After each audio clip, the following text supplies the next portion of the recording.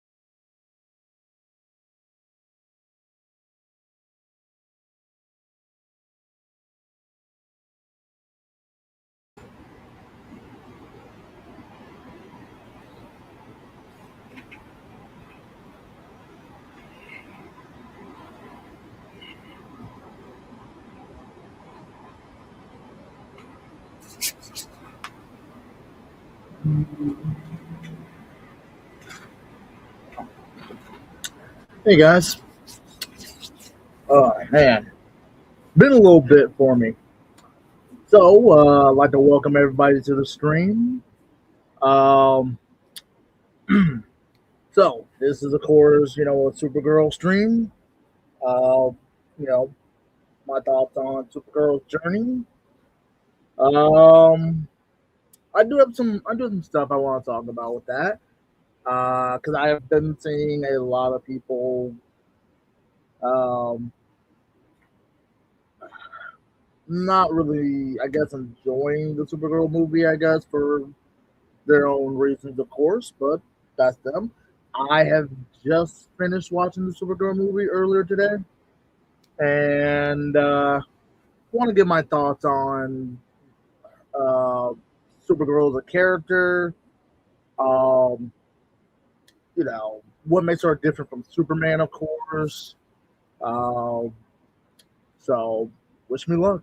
So, first thing I want to say about Supergirl, at least about her character, at least or so, is that she embodies power and vulnerability, hope and anger, of course, identity and legacy. You know, and I get a lot of people tend to look at her as like, oh, she's a female Superman, you know, but saying that Supergirl is just a female Superman, I feel that's kind of wrong because saying that Supergirl is a female, like just a female Superman, you have to say that about Batgirl or Batwoman, but you don't. But you don't hear people say that about them. So I just kind of feel like why say that about Supergirl, you know?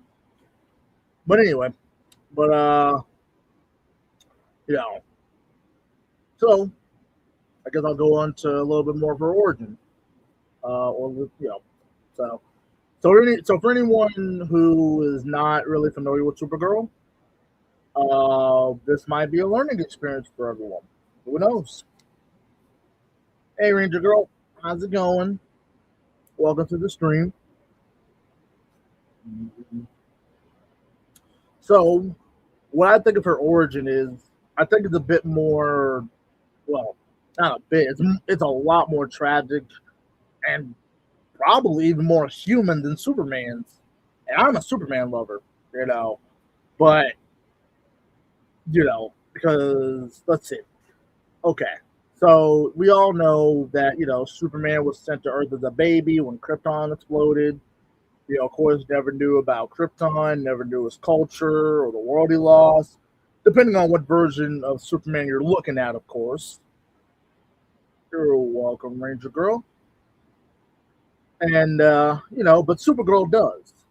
Supergirl remembers, the sky turning red, the panic, the collapse, the screams. She remembers her mom's face.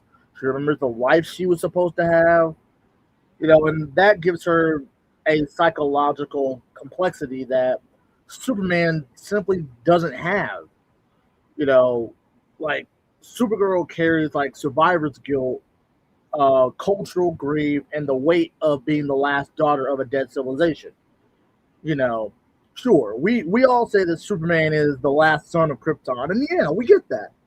But when you really look at Supergirl in that light, she has more of that kind of thing than Superman does. Um, so I guess I'll go over maybe one of her most defining traits. So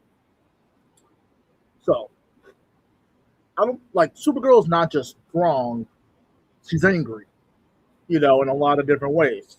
Because if you look at it, I mean, Kara's anger is one of her most defining traits, I would think. She's furious at injustice. She hates cruelty. She hates, the idea that she survived her world, but she survived, but Krypton didn't, and that makes her, I think, a bit more impulsive, emotionally driven, and even more relatable in that ideal. Superman's more of the ideal, but Supergirl is more of the struggle with that. Um, so I think that definitely helps to distinguish and differentiate why Supergirl is different from Superman and not just a female Superman in that aspect. Um, I also think that despite her trauma, Kara consistently chooses to be kind. Of course, she protects the weak because she's a superhero. I mean, who doesn't?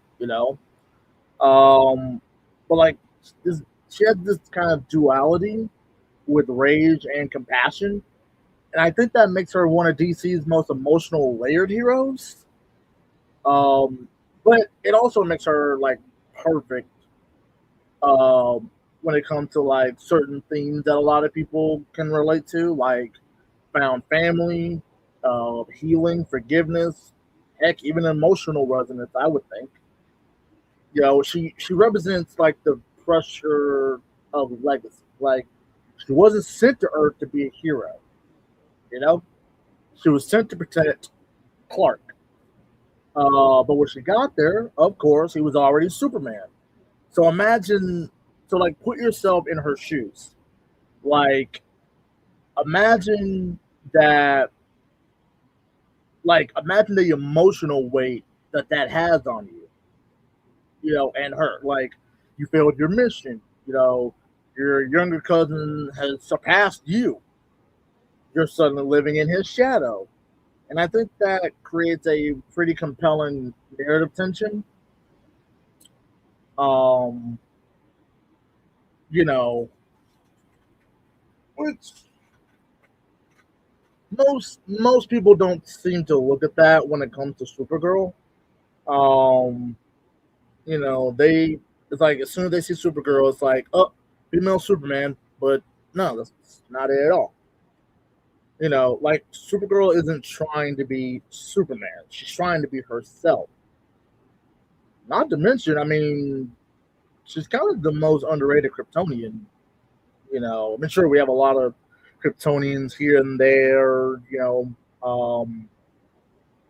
But like Supergirl is often dismissed as, like I said, Superman, but female, which is wildly inaccurate, honestly. I mean, she's more powerful and more emotionally complex. And I would say she's more narratively flexible. Um, like I think like some of her adaptations even add more layers to her as a character. Um, like okay, for example, across the comics, animation, live action, Kara's portrayal shifts, but so does any other hero. But her emotional core stays intact. Um, so like her relationship, okay, like the CW version, like Melissa Benoist's Supergirl, like she had a relationship with Alice Danvers. In the comics, she mentors young heroes. The DC AMU universe, and I think even in the Injustice universe, she struggles with her anger. Um, and of course, with Crisis on Infinite Earths, her role, you know, hey, it's pretty crazy with her role in the Crisis. Well, depending on like if you're reading like the original Crisis on Infinite Earths or the animated movie Crisis on Infinite Earths, heck, or even the Arrowverse version, but whichever one's your pick. Um, so I definitely want to say that like I don't think Supergirl. Well, Supergirl to me at least, she isn't Superman's shadow. She's like a reminder, like because she carries the memories of Krypton. Um, she isn't just a hero. She's the last daughter of a world that deserved better. Kara's story begins like with a paradox. I think. Uh, she was sent to Earth to protect Clark, but only to show up like decades later and then find out that hey, he's already a Superman. So that defines her entire arc. So Kara's journey is fundamentally about identity displacement. I mean, heck, she must. I think she needs to define her purpose in a world where her original mission is done. Uh, you know, it's I think that's a bit hard for her, but she pulls through. Um, what else? Excuse me. Sorry about that.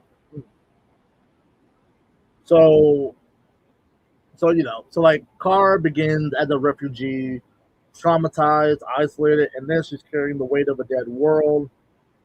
Um, some of her early arcs are about like learning to live among humans, not above them. And I think that like she has to learn how to navigate with loneliness, with being the last daughter of Krypton, the cultural dissonance, superhuman power versus human vulnerability, uh, emotional resonant, hiding her true self. So there's quite a lot, to do with for Kara. Um, Kara has an immense power from the start, but what's the old saying goes? Oh, right. Power without purpose is chaos. So so like her turning point, I think, is choosing to use her powers publicly. But I think this is where she shifts from being like a reactive to proactive, um, hidden to being a symbolistic. Then also she shifts from being conflicted to being a committed hero. So I think that's where she stops being Superman's cousin and and becomes Supergirl, but she has her own brand, her own mission at that point. Um, yeah, for herself, you know. Um, so that's something I think. Um,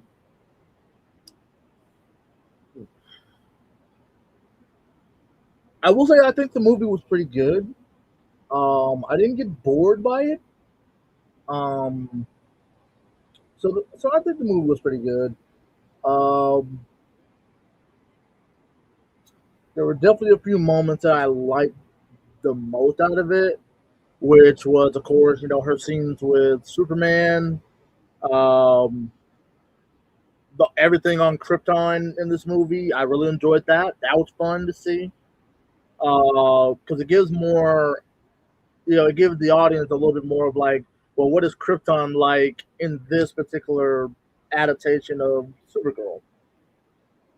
Um, so that was pretty interesting, I think. Um, so I pretty much it. So yeah. Oh, so I guess my final takeaway for my notes is, I think Kara's journey is powerful because it's human.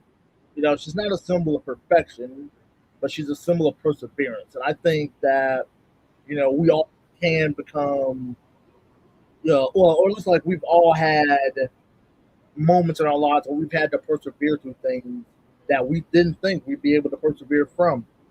Um, so I definitely can see that within her character.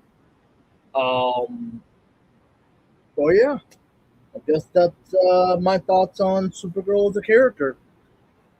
So hope you guys love to know what you guys think. Hey, Mean Green, how's it going?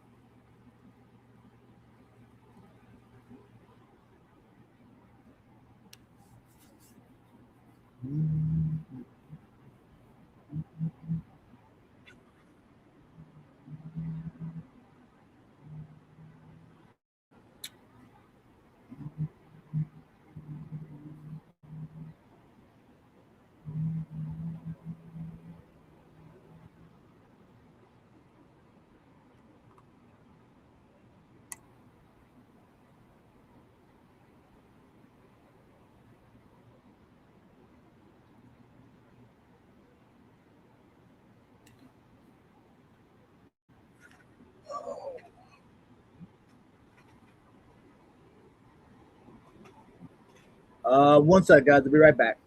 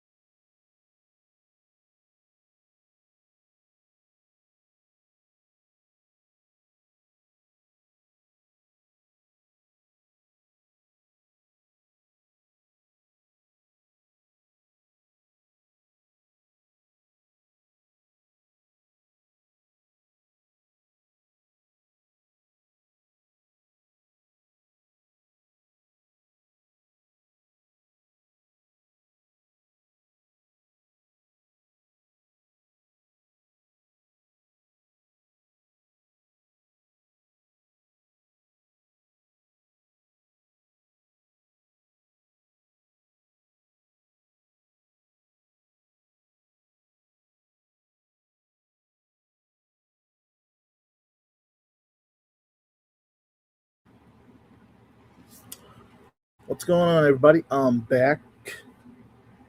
Hope everyone's doing good.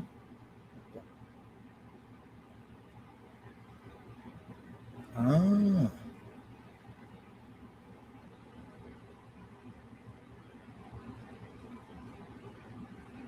thanks for sharing. Thanks for sharing the live. Mean Green. Thank you. Mhm.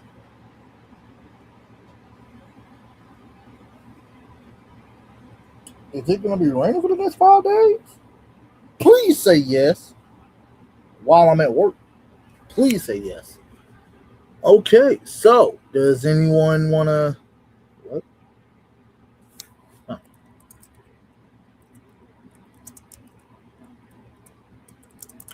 Okay.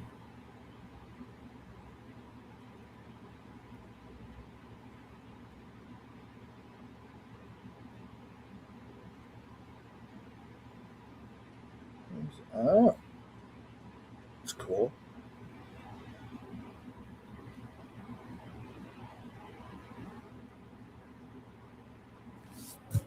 What's going on, guys? Romano, what's going on, brother? Glad you could make it. Glad you could make it.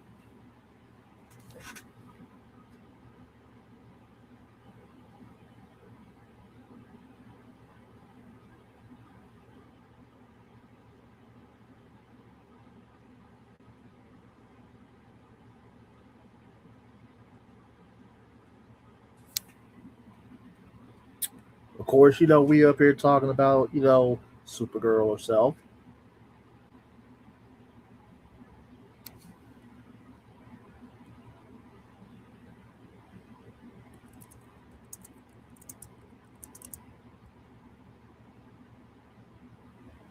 Dee Dee, how's it going? Just went over some stuff with Supergirl, of course.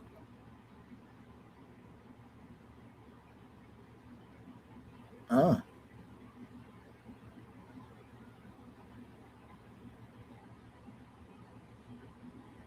oh, much cooler after the heat wave. I hear that because like the last couple days, ugh, I I couldn't do it. I, me personally, I could walk in some pretty warm weather, but ugh, that was too strong for me.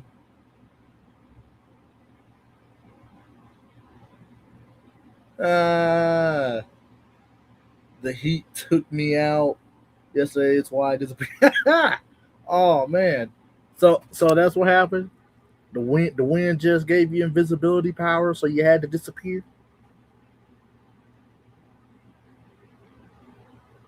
My power's been out almost a week. What the hell? Why your power is out?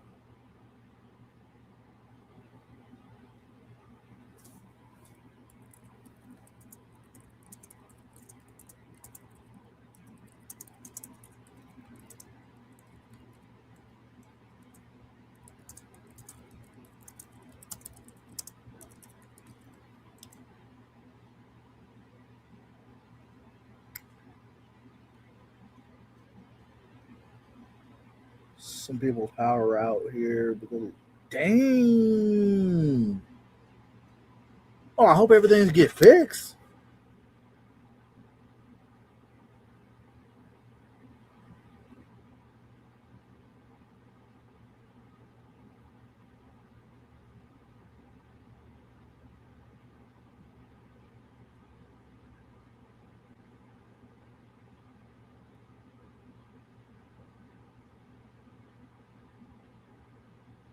Hmm.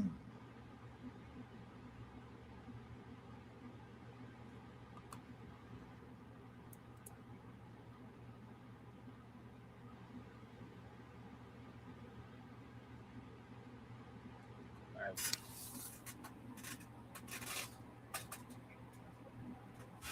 So, what do you guys think of Supergirl? Like any particular versions that you guys like?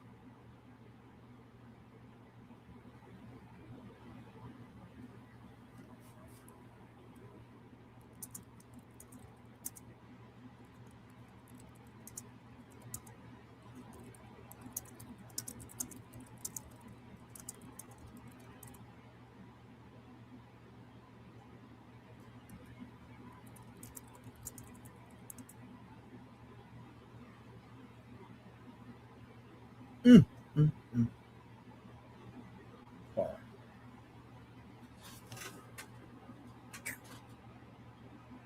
Right back, guys. My mom's calling me.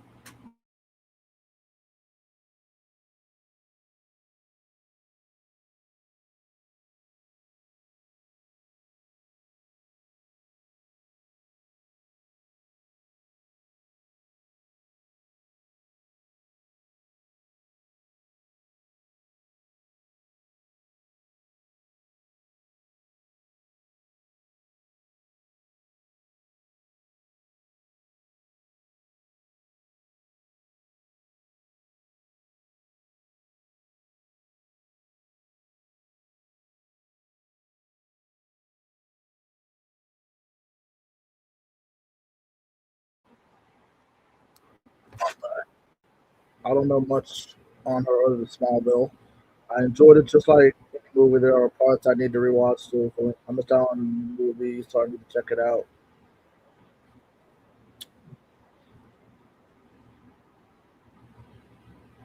Well, Didi, you already know. I I love to inform as best I can, of course.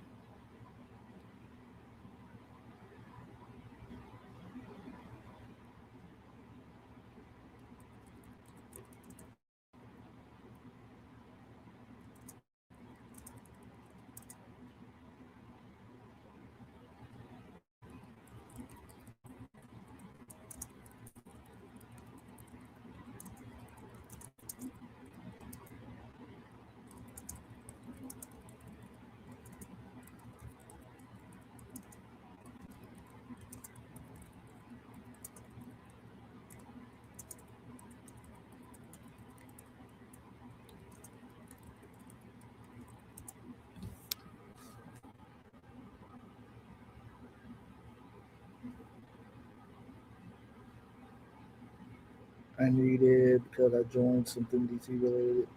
Ah, well, don't you worry. You know I got you covered. Okay, so now, all right. So, hold on, wait one sec.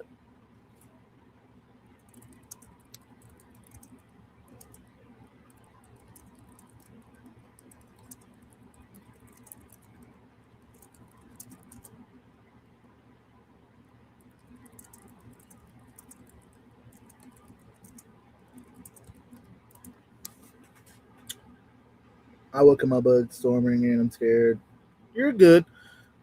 Just give me one sec, cause yeah, I wanna make sure I get all my points for this because hey, I mean, look, when you got the DC Encyclopedia, you know what to do.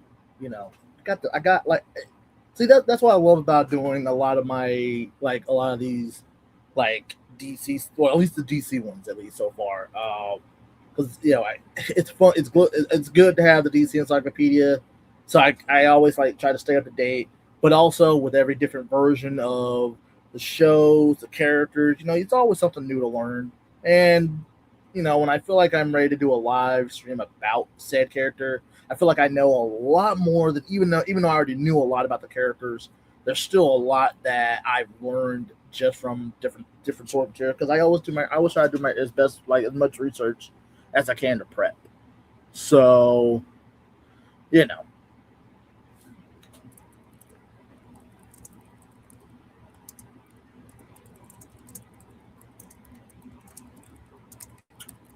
ready? So I can explain that. There we go. All right. So, okay. You ready? Like, you ready, DD?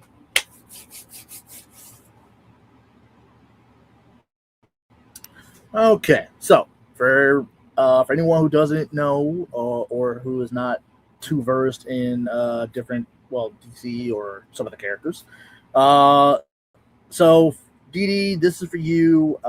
Fantasy Mage, welcome. This is for you also, so you can learn about Supergirl as well. Uh, so, so if you guys don't know that much about Supergirl or anything like that, I'm always happy to help, and that's what these streams are for, of course.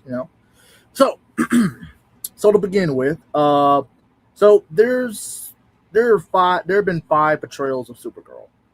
Um, of course, across these five, portrayals, Supergirl she tends to shift from hopeful immigrant hero, which is like the CW version, to tragic multiverse anomaly with like the Flash movie, to like a ruthless enforcer, which is the Injustice 2 game, to an idealistic young powerhouse, which is like the Justice League Unlimited universe, to pretty much a hidden Kryptonian legacy, which Smallville. Um, so in each version, keeps her core identity as Kara Zor-El, Superman's cousin, but explores radically different emotional arcs, power levels, and I want to say moral trajectories with that character. So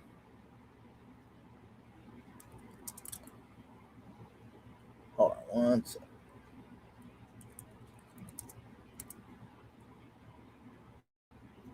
All right. So the first Supergirl I'll discuss, or I will talk about, will be okay. Well, first, let me say that I'm going to be discussing Supergirl from across five different universes.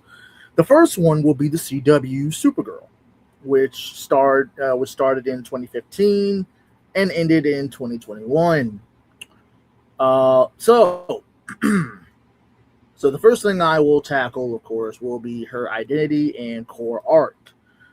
So Kara Danvers slash Kara Zor-El is sent to Earth to protect, Kal-El, but arrives decades late due to being trapped in the Phantom Zone. She was raised by the Danvers family. She grows into a hopeful and empathetic hero balancing humanity and Kryptonian destiny. Um. So yeah. Well, one sec.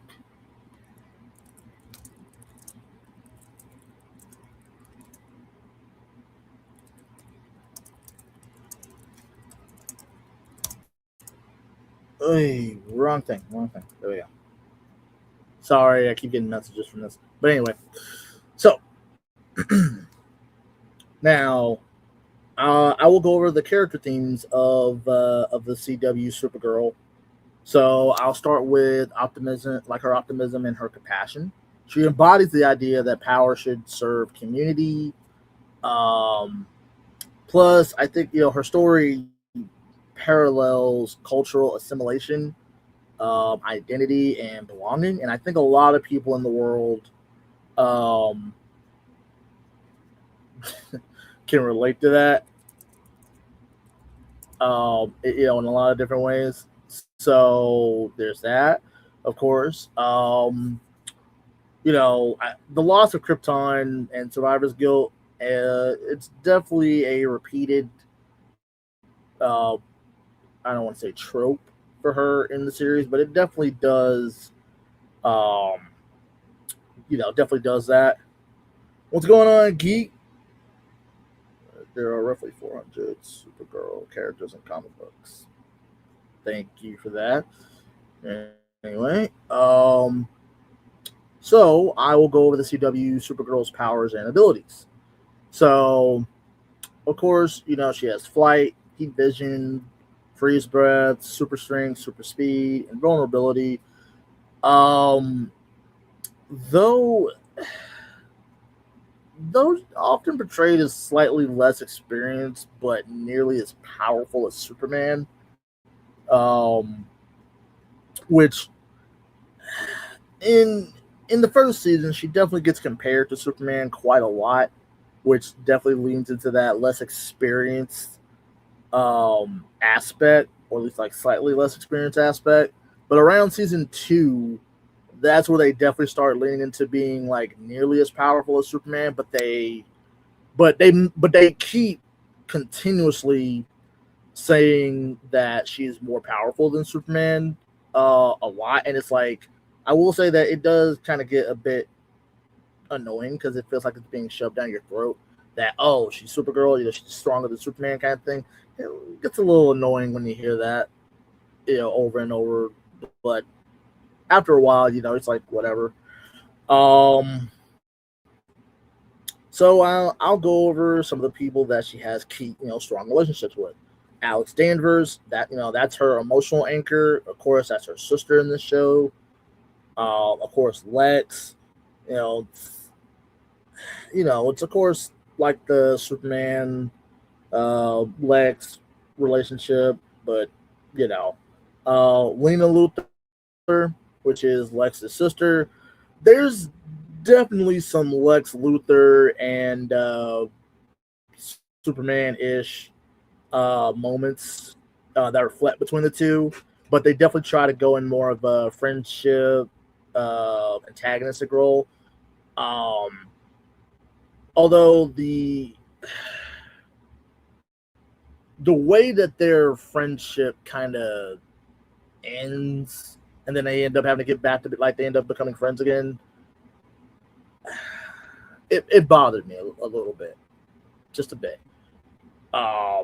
Because like after Lena realizes that, oh, I was wrong, let me go apologize to Kara, and then it's like I was your friend, you hurt me, like it bothered me that Kara was like pushing Lena away, but because of some of the stuff that she did, when Lena in a way was justified in not wanting to be around Kara after she found out that she was Supergirl. You know, so I will say that Kara, as far as during the CW era, is a bit judgmental of people a lot, and a bit of a hypocrite here and there. Um, when it comes to certain issues, um, but all around, I mean, still a good character. I still really appreciate that. John, Martian Manhunter. Uh, what can I really say about her relationship with John? I want to say like like there's definitely a mentor um role that he plays for Kara. Um and I think it definitely works to give her someone who's not fully someone who's not Kryptonian, but who can definitely still fill that mentor role without having to just have Superman be there all the time, kind of thing. So I think that definitely helps. I had a, I had such a crush on the sister of Superman. Oh, nice. Okay, that's interesting. Okay. Alex kind of bothered me here and there. She was a bit judgmental at times too, but eh, I mean, it is what it is. But I mean, I still enjoy her character. I still love her. You know, um, you know, what else can I really say? Well, so that's pretty much what I can like. What all I could say about Supergirl from the CW. Uh, so the next version of Supergirl that I will be discussing will be the Sasha, Kali. I cannot pronounce her last name to save my life, but the Supergirl from the Flash movie back in 2023. Sasha. Uh, so her version of Supergirl is, of course, Kara Zor-El, but she's imprisoned by humans after landing on Earth instead of Clark.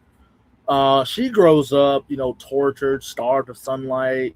She's a bit distrustful, which is a very stark contrast to like the hopeful, optimistic versions of Supergirl that we've seen from other particular versions. I want to say. Um, so I guess let's see, because based on what I could see from that version that I remember, because it's been a while since I've watched the Flash movie.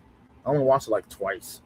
But I did love her Supergirl performance. So I really do wish that they would bring her back, like her Supergirl back, in some kind of multiversal capacity. Um, or something. Just or just make her a Supergirl solo movie, and it could be like an Elseworlds type, thing.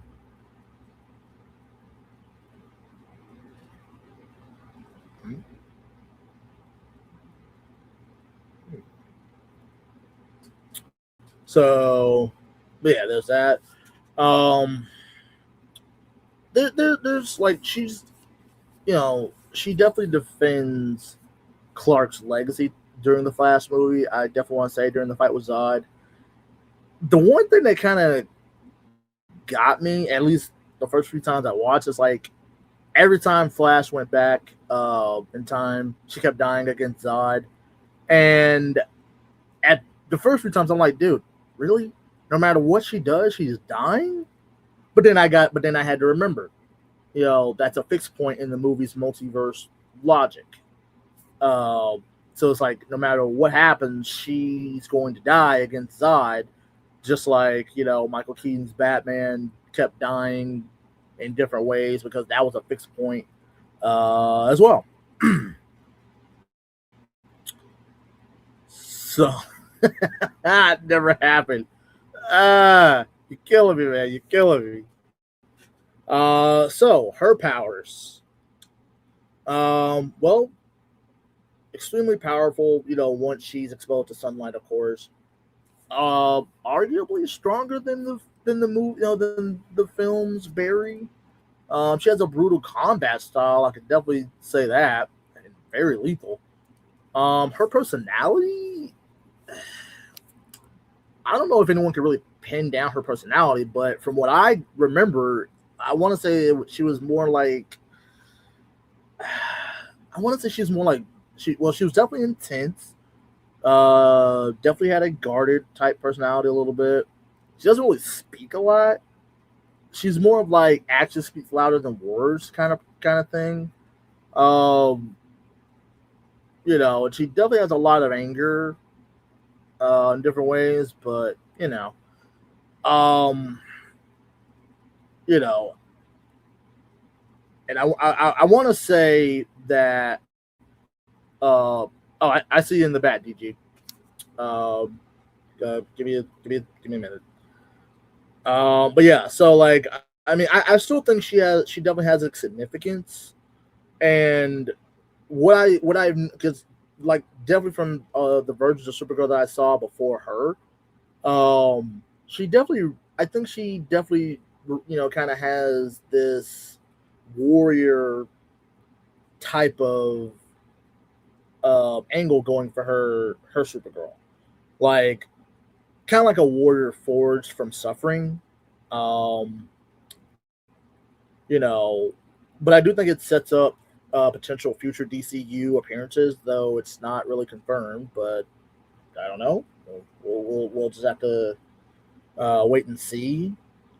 Um, so the next, so like the next one that I want to, so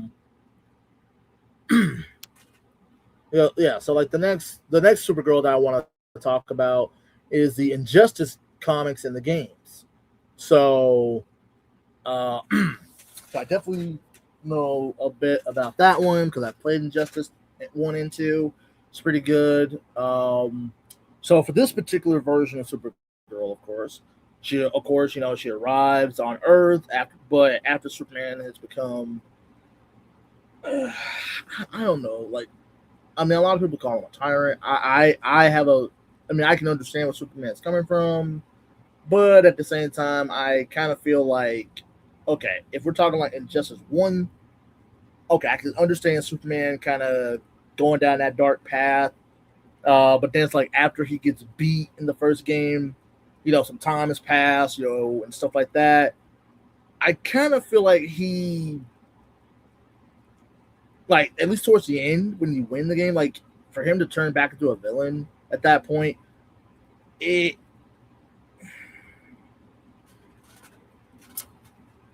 I feel like they just did that just to keep him as a villain. When throughout the game, it's like it's kind of like this redemption of hey, maybe Superman is kind of slowly realizing, what he did, but he still has that, you know, we have to take out the enemy by any means necessary mentality, but he's still kind of coming back to being the Superman that he was before losing Lois. Um, I think that would be a very interesting angle to explore for maybe like Injustice 3 if they ever get to that. Um, you know, um, but yeah, but like Kara is also, of course, she's horrified by Clark's regime, and becomes like kind of like a resistance figure, I think.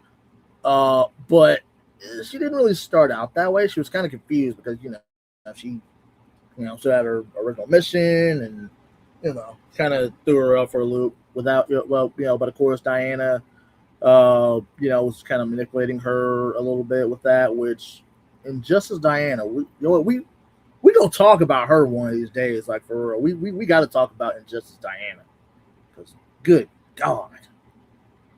But yeah, so the moral conflict that I want to say that the Injustice Supergirl has would be more of like she's torn between loyalty to family and rejection of Clark's brutal, tactics. Um, but she does enter the world. Well, she enters a world. I want to say, excuse me, like that's already broken. But she does try to restore Superman's original ideals. Um, it fails, but I think that she did try, uh, and I think it really shows, which is really good. And I really hope that we get to see what she's been up to during Injustice 3. Maybe she's kind of taken the new role of the hero, like, Woman of Tomorrow kind of thing. Maybe they rebuild Metropolis or something like that. We'll see. And yeah, so her powers, uh, of course, come on, same thing, comparable to Superman, though she's less experienced, and of course, um, man, got something in my throat.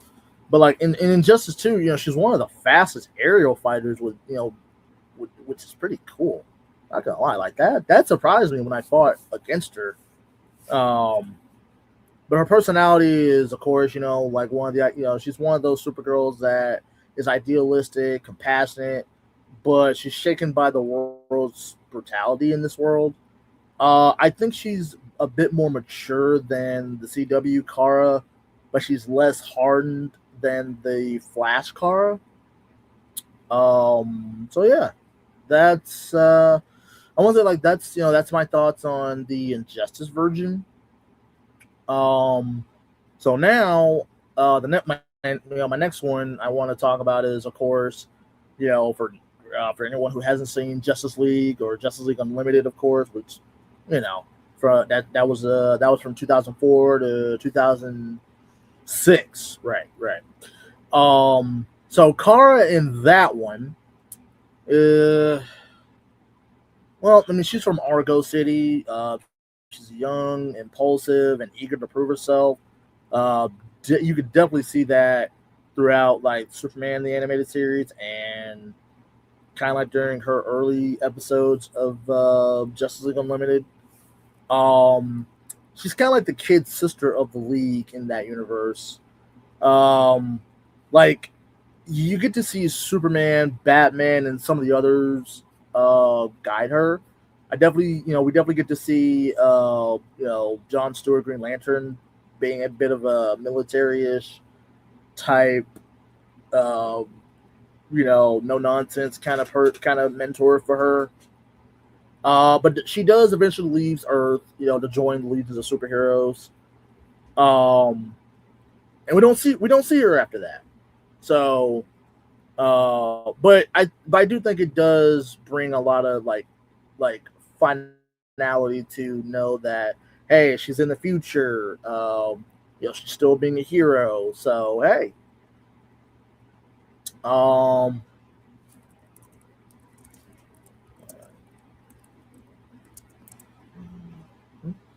there we go. But anyway, so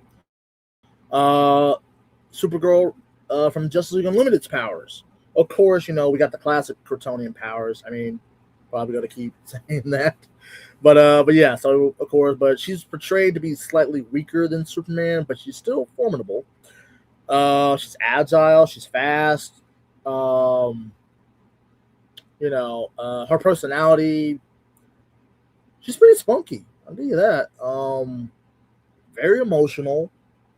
I want to say she definitely has a bit of a rebellious side to her, which does kind of get her into trouble sometimes, So, but she matures, through her time in the Justice League, and learns to be a pretty good hero for that. Um, so the next and final Supergirl that I will be discussing will be the Smallville version, of course. That was, of course, from 2001 to 2011. So in Smallville, Kara Zor-El arrives in season 7 after being trapped in stasis. She's older than Clark chronologically, but younger in maturity, of course.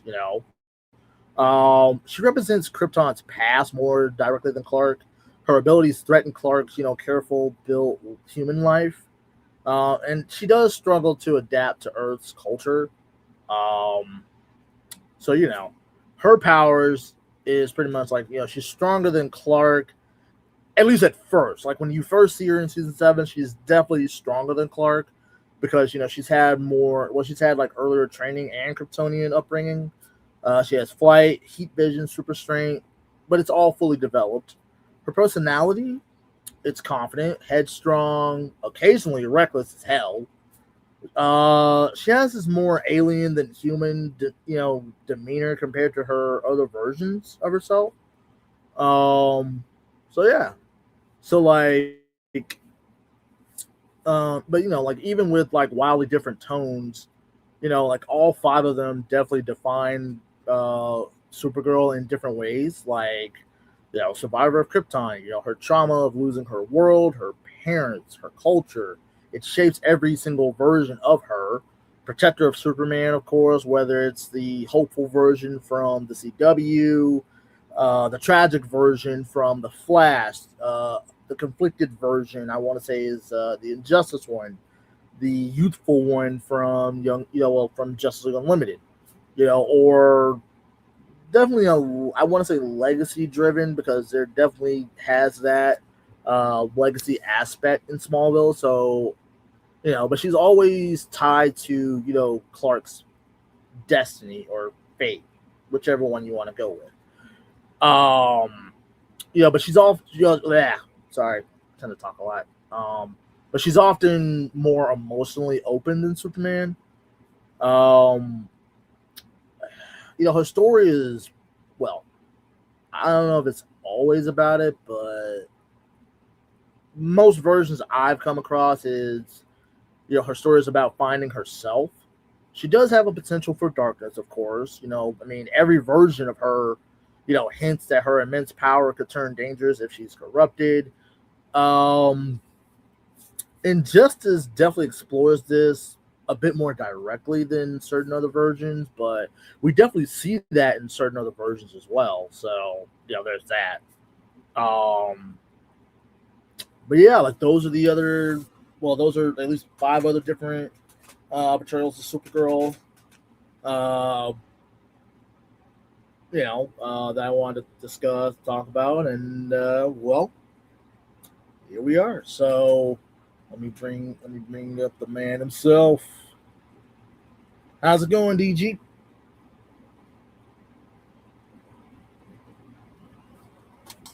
What up? What up? Hey, how are you? I'm good. Doing well. Doing well. What up? I just don't want to work tomorrow. Good.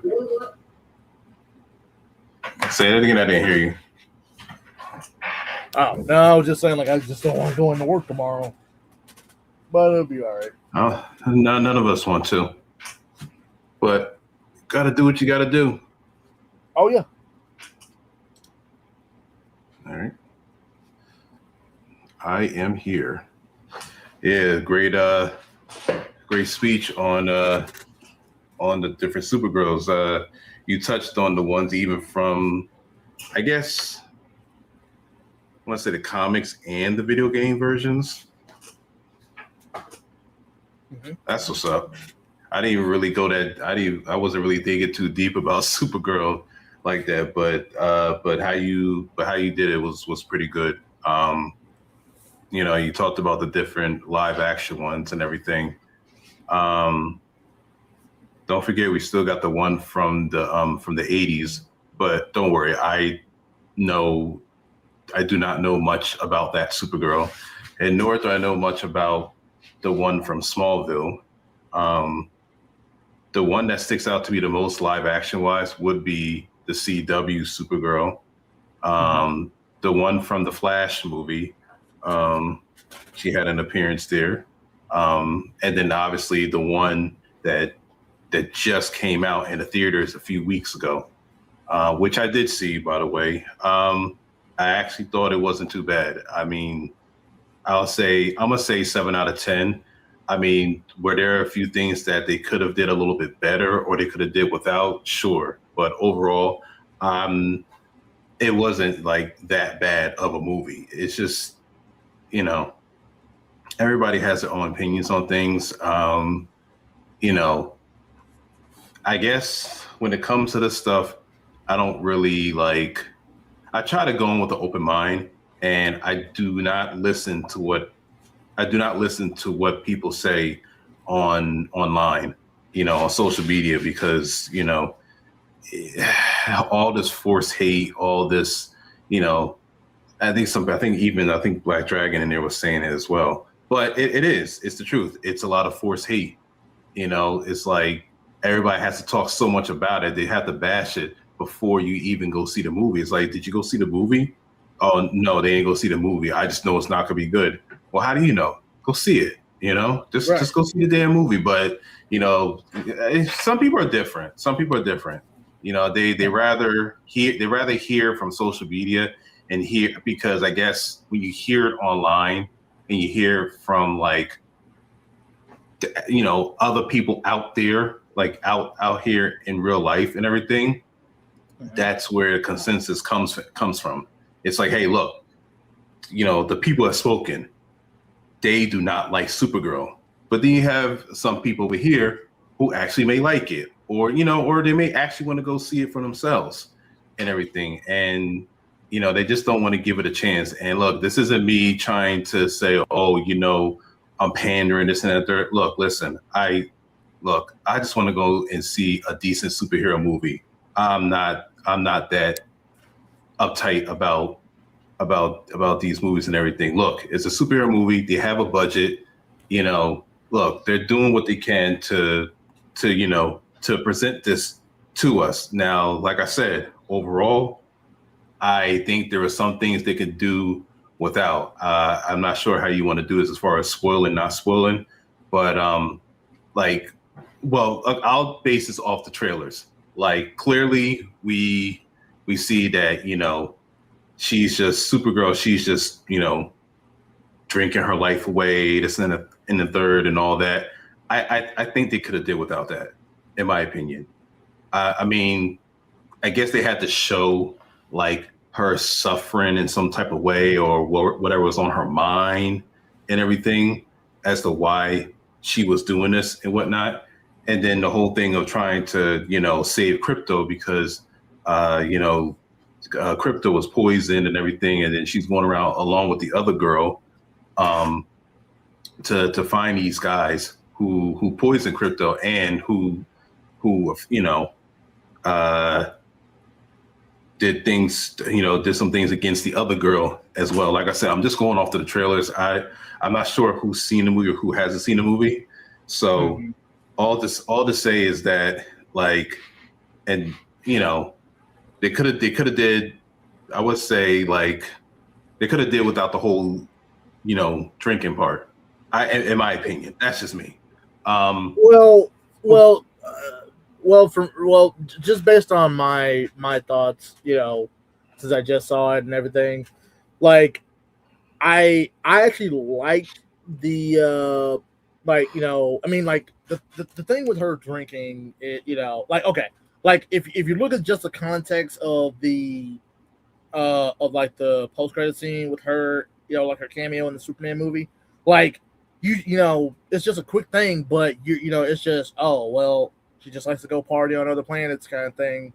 Well, Yeah, but see, but like if you're just going, like if you're just looking at her character just off that post credit scene, like it's just, oh well, she just likes to get drunk.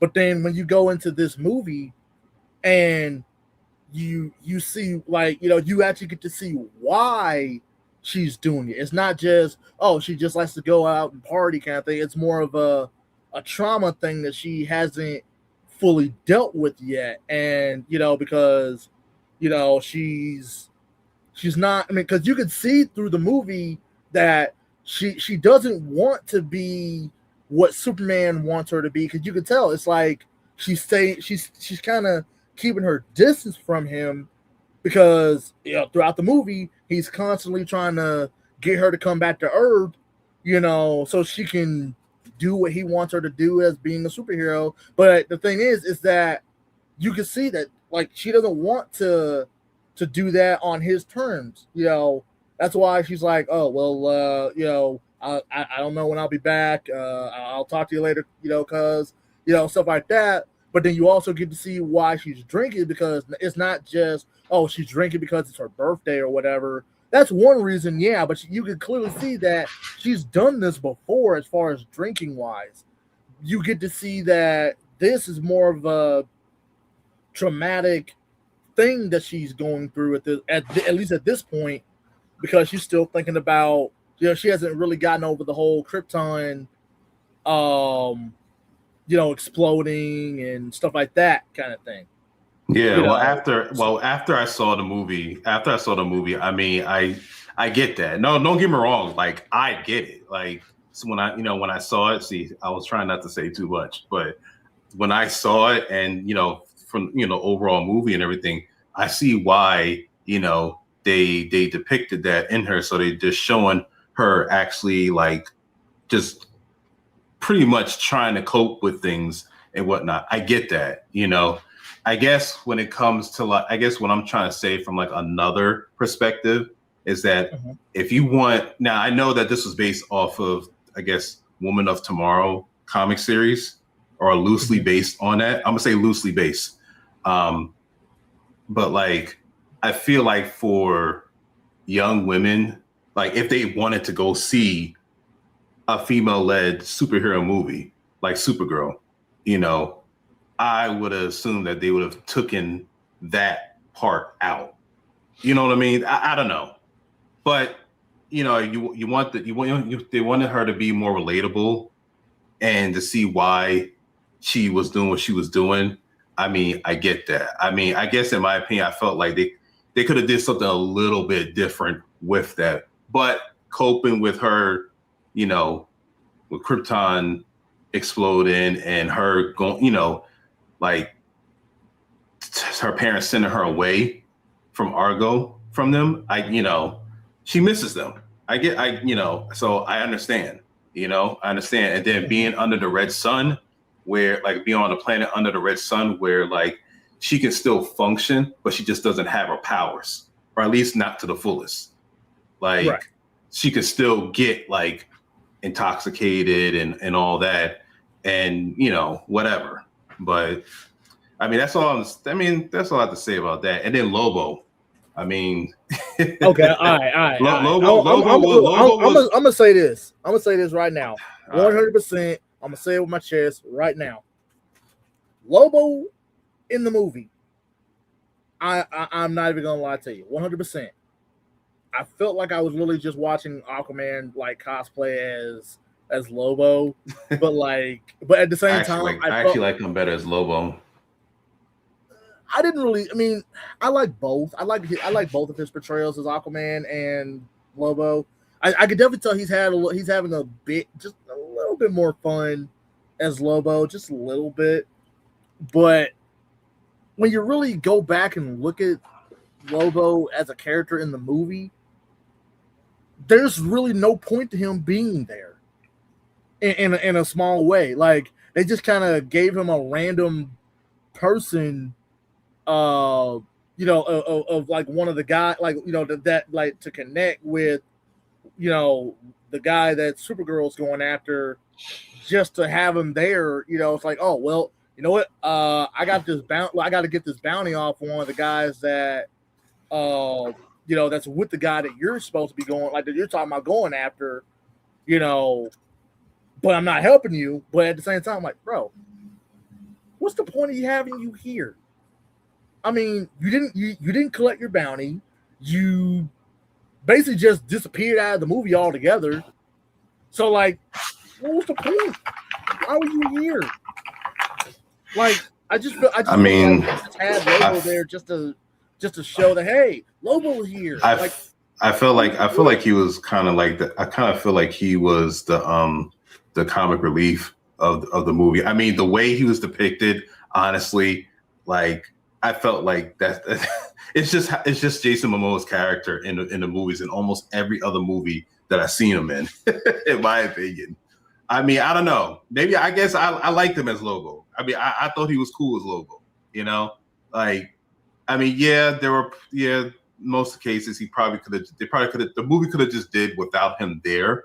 But I mean, look, whatever. Yeah, he's in space. They're in space. If I remember correctly, he's a indestructible bounty hunter who goes after people for money.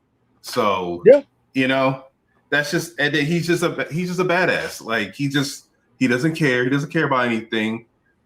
Just does his thing. Except trying to get that money. That's all. That's all. I don't know that much about the character, but I know enough to realize how he is. Yeah, I know enough of how. I respect him for that. Like that's respectable. Trying to get that money. Like, look, I don't. Yeah, that's all. I don't care about nothing else, but getting my money. I feel like Jason. I mean, shout out to Jason Momoa, by the way. He does phenomenal stuff. Like, I mean, he was cool as Aquaman, but I don't know. I felt him better. I felt like he was better as Lobo, in my opinion. That's just me. I mean, well, yeah. I mean, because like I said, like I like his portrayal. I like his portrayal as Aquaman, and Lobo, but at the same time, like I said, I feel like he had a little bit more fun being Lobo because, and the reason why I think that is because the way that if you go back and look at his Aquaman and then look at how he is as Lobo, you could definitely tell they gave him a lot more, stuff to do in a slight way where he gets to emote for definitely emote for one thing, and yeah, because he's not just this. Oh, I don't really care. Whatever, dude. No, like he gets to, act. Yeah. But I mean, like I said, that's just my opinion on that. I mean, I like them a little bit better as Lobo than as Aquaman. Even though I like them in both roles, it's just I feel like Aquaman, like. And I'm sure he did great work as Aquaman, but I felt like he, they could have given the role of Aquaman to someone else. You know what I mean? Like, I don't know. That's just how I feel about that. But Lobo, good job. Even though it wasn't really his movie or his time to shine, look, he was there as, I guess, a little bit of comic relief. To kind of like, turn things around and just, put the edge on things like what the F? Yeah, this ish. Yeah, like he just came with that attitude, like, I'm Lobo, man. Where my bounty at? Type of thing. Or where my money at? So, but overall, like I said, the movie Supergirl, like I said, it wasn't bad at all. I mean, like I said, they could have tweaked around a few other things and whatnot, and that they could have made it a little bit better. But for the most part, it wasn't like that bad. And then, if I'm not mistaken, these characters, Supergirl, Superman, like James Gunn is pretty much making them in a way where like he's trying to make them a little bit more relatable to people instead of just, okay, they're just strong. They're just super strong. They have speed. They have eye vision. They have this. They have that. Oh, they always have to be like at their best all the time. Whereas like, look, listen, like even some of the heroes can lose a bit. And if they lose, maybe they have to learn from that loss, work on themselves, better themselves, and then eventually get out there and do better and fight against the villains and succeed and beating them because they learn from their mistakes and now they're back in action. So the way James Gunn is doing this, I feel like that's like one of the things he's trying to do. He's trying to make these heroes a little bit more relatable instead of just, okay, like, based on their abilities and this and the third, based off the comics. Oh, they're supposed to be this way. They're supposed to be that way. No, they have to be manly. They have to be girly. They have to be this. They have to be that. Look, man, look. I mean, nothing for nothing. I'm not trying to sound funny or anything, but you have to branch out to a whole broad. You have to have a broad range of people. You can only cater but so much to a certain group of people, especially for like people who read the comics and everything. I mean, me personally, I know of the comics, but I don't read all of the DC comics like that. I don't read all of the Marvel comics like that. I don't read all of these other comics like that. So a lot of what I know is from like when I Google them, when I Google the heroes, when I look at the movies, whether it be live action or animated shows and everything, or animated movies. So and even the video games as well. I'm seeing like different versions of these characters and everything. And, so, hey, excuse me if, I'm not going to go for like the most super accurate thing when it comes to the comics. And this isn't a shade against people who like comic accurate heroes. It's just, I'm just saying, it's just the reality, man.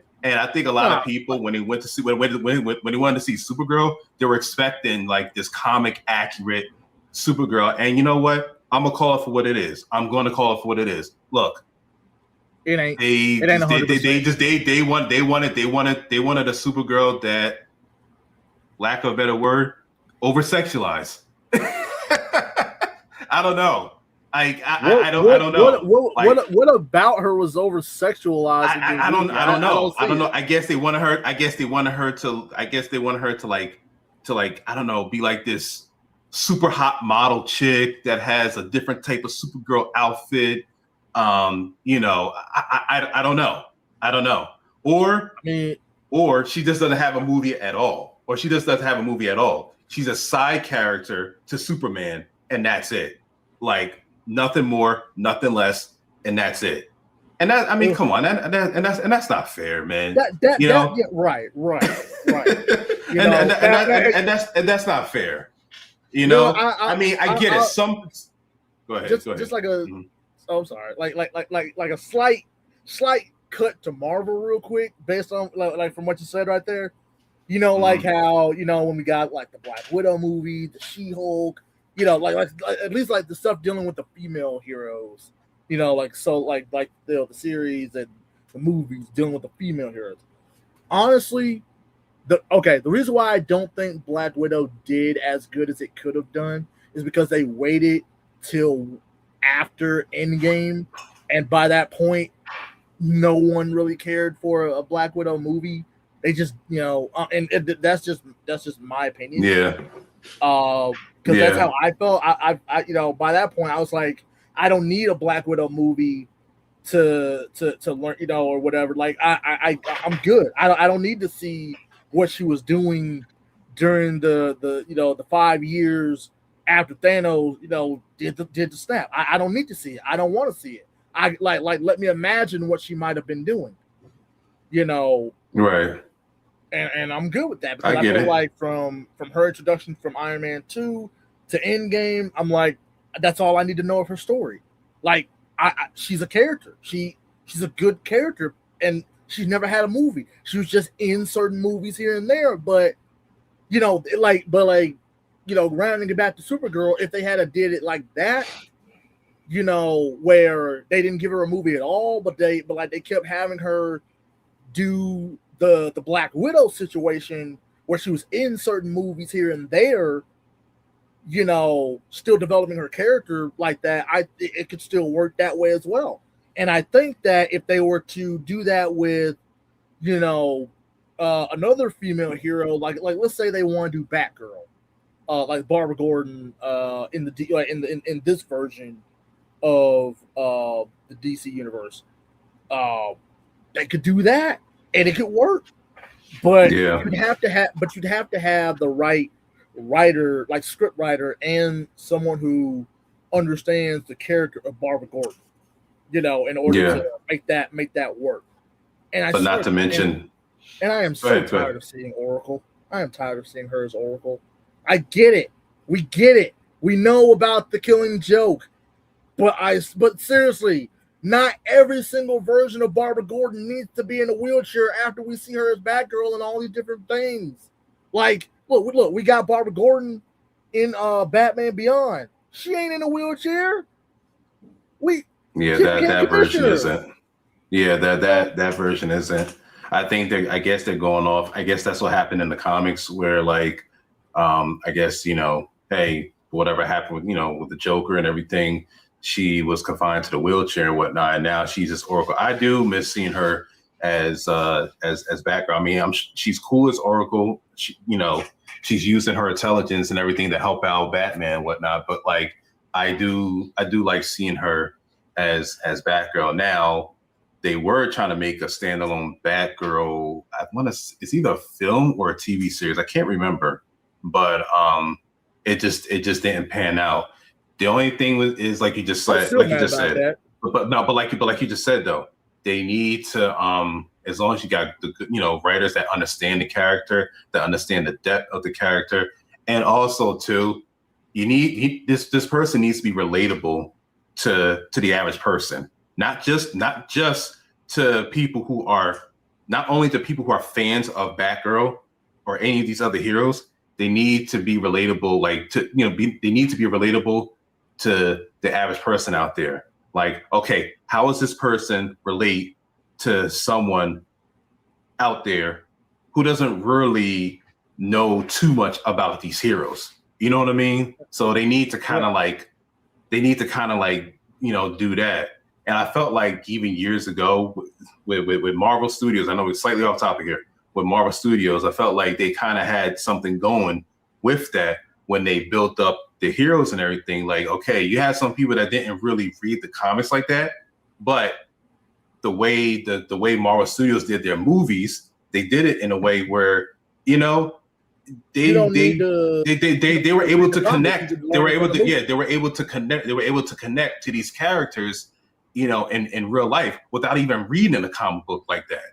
They were able to do that. And then, that's a whole nother topic. I won't get into that like after the Infinity Saga, because I have a few things to say about that, but I'm not gonna worry about it on here. But for the most part, you're welcome to say it. I know, but for the most part,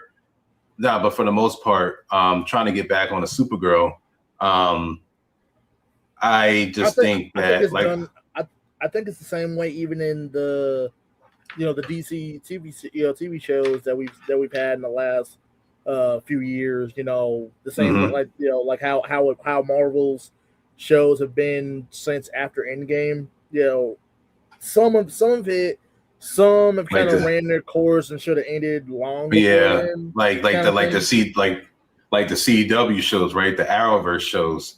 I mean, I ain't gonna lie. At one point, I was not following any of that. Like, I'm trying to think. I was with somebody when they were like, "Oh man, I can't wait to watch Arrow." I'm like, Arrow, and it was just basically Green Arrow and everything based off the Green Arrow and whatnot. And I wasn't paying too much attention to it until I kept hearing about it, seeing posts about it on Facebook, and then they did Flash and whatnot. Then I saw how they were trying to connect Flash with Arrow and Flash, but Flash came from Arrow, and The rest, you know the rest. Almost every character came from the show Arrow and the Flash. Mostly from Arrow. I want to say mostly from Arrow. Like, like some characters, you've seen on Arrow, they appeared on Flash, and then some of the characters on Flash were appearing in Arrow, and then they came out with Legends of Tomorrow, and it's like they put the characters that they didn't work with too much onto that show at one point. Because at one point it was that type of show. It was that type of show. Legends of Tomorrow. It was basically the show where they took the characters like the characters Flash you did Arrow, not care about, more or less, and put them on that show and gave them a platform. I will admit to that. I did. It did seem like that until they started doing their own thing in the show, and I'm like, okay, cool. But then it ran its course, and then it got canceled. Like me personally, like if I'm going in that, if I'm going like in that era, like, okay, so I didn't watch Arrow when it first aired. I tried, like, I don't like when it like the first season. I tried. I only got to like the first 2 episodes. I see you, Black Dragon. Like the first 2 episodes of season 1, and I stopped. I was like, I can't do it. I like what. Like, yeah. What am I watching right now? I don't get it. And then I think it was around season 2 was already airing at that point, and it had just introduced Barry, and I was like, oh, wait a minute, Barry's here? Okay. And then I was like, this is him before he got his powers. And then it ended up showing like him getting his power, like getting struck by lightning in the episode. I was like, oh, wait a minute. Okay, hold up. I gotta go back and watch Arrow now to catch up before Flash starts. Yeah. So I was like, okay, cool. And I loved it. I will say that I enjoyed it. Say, like, the Flash was like, as far as the first seasons, Flash is a lot easier to get through than Arrow for me. As far as like watching the first season, it kind of is. And then season 2, kind of the same. Flash is a little bit easier to get through. Yeah. But by season 2 of Arrow, I'm like, okay, I'm in. Yeah. But you got to really dial it. You got to dial in with Arrow. You really have to dive in. You have to really dive into like the story of Arrow, because I found myself like watching it several times, then rewinding it back, like, okay, did I miss anything? Because it's like, it's not something that you could just put like in the background and just listen to. You actually have to see and hear what's going on in Arrow. Flash, ever so slightly different. Same thing, but I don't know. Maybe it's because of the fact that he had powers. It was easy to get through. Whereas Arrow, you actually had people fighting with their skills and everything. Yes, there were some people with powers in that, or because of their tech, they had their powers. But for the most part, I feel like Flash had more people. Obviously, if you know the comics, you had people they had special powers and strengths and whatnot. Whereas Arrow, it was just based. I felt like it was based like another. It was like another Batman show to me. Because at one point it looked like they had. It's like almost at one point they had characters in there that would have been on Batman. Yeah, they did. They did. Yeah, like Ra's al Ghul or Ra's al Ghul. Is look, I know a lot. Like, I cannot tell you how many people keep saying Ra's. I'm not even gonna lie.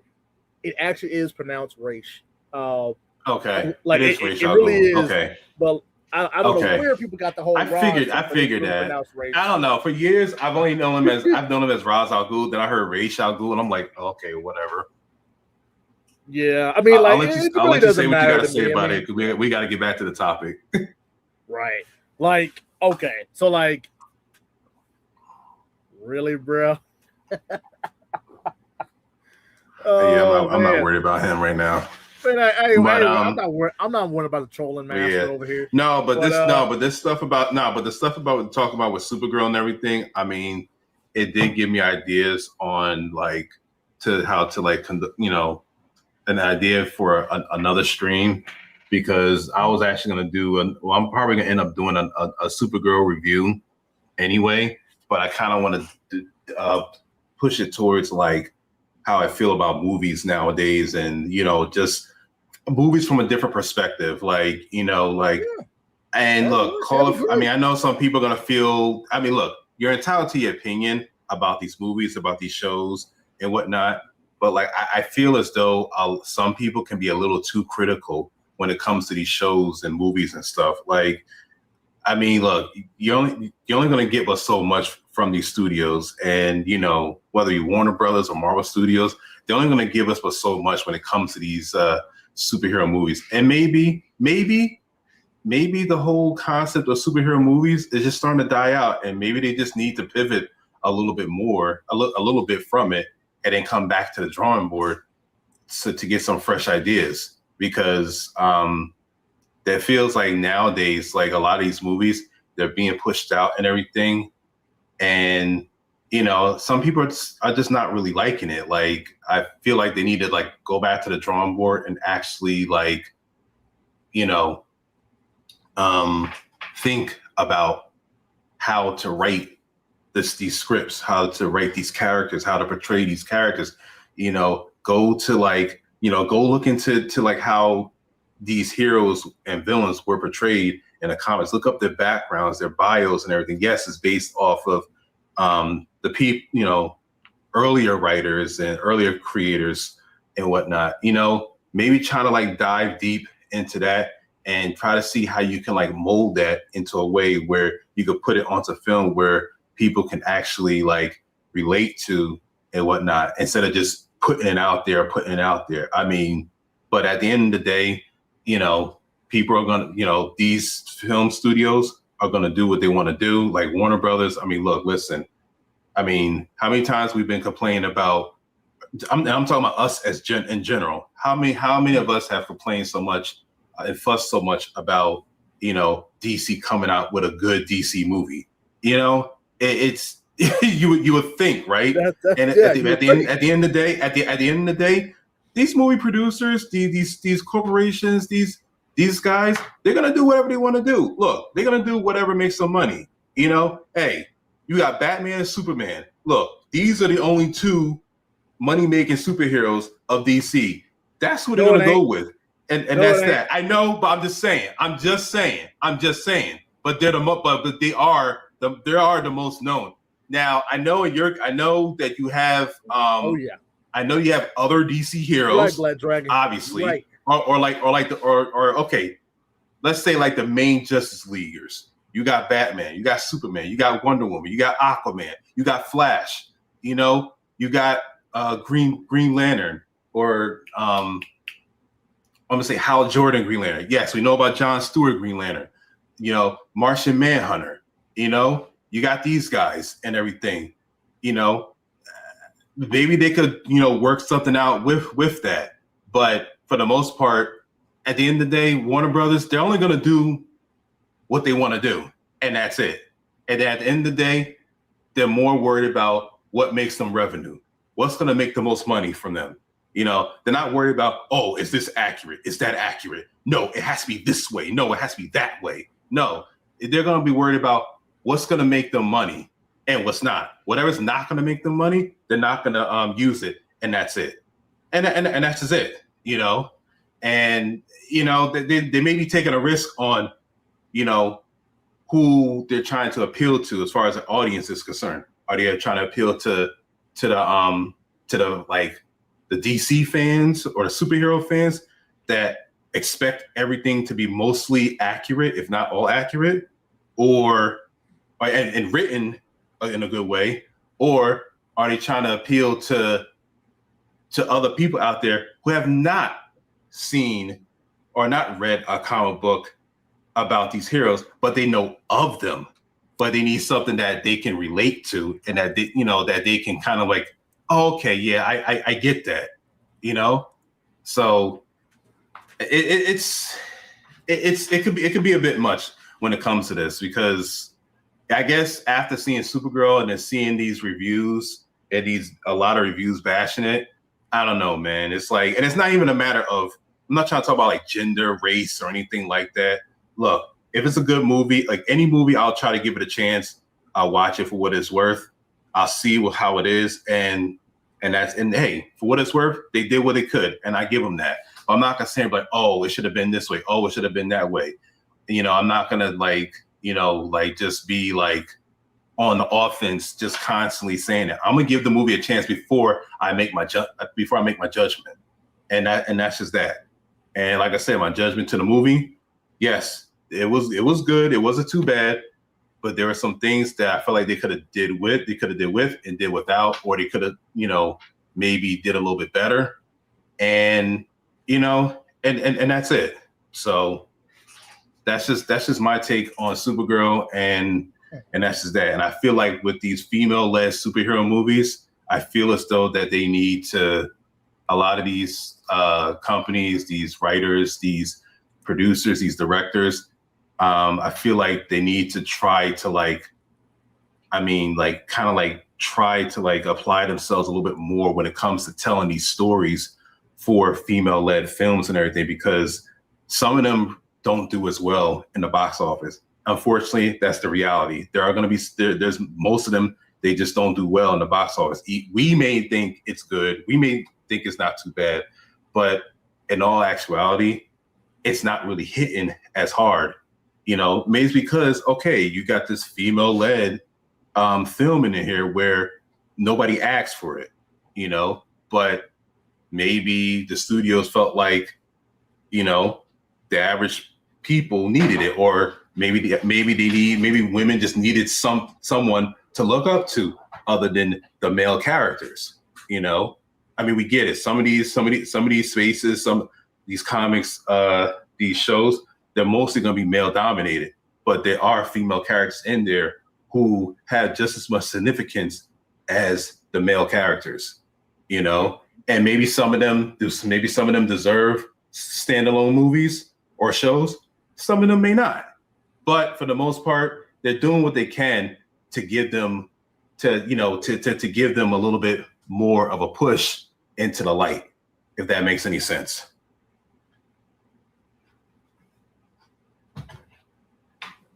And I guess I'm trying to speak from between me and my wife, we watch these things, and I see how she feels about some of this stuff.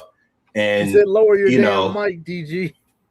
And I see it, and as we're looking at this stuff, we're like, hey, we see what they're trying to do, but maybe they could have did this better, maybe they could have did that better. But for what they tried to do, maybe this is just all they can do for the moment. But for the most part, there are some things that they could improve on that might make it a little bit more better, or make it more relatable to everybody. And maybe these studios, these companies can make movies and shows that are superhero related, in which some women can relate to, that they can relate to that, or even younger girls could relate to, and everything. Maybe this doesn't have to be just all about the male heroes. I know some people may not agree with that, and that's fine, but you got to give something for everybody. And this isn't a matter of being woke. And let's just let's just be clear here on this. When you say woke, it's more so aware. You're just being aware of things. I know it's become a little bit too political with that and whatnot, but it's just a matter of giving everybody a fair share in things, as far as movies, shows, and all that, So it's like not everything is gonna be just one way and that's that, this way and that's that. You gotta try to switch it up a little bit, but also at the same time see what people want, and also and see how it can relate to them.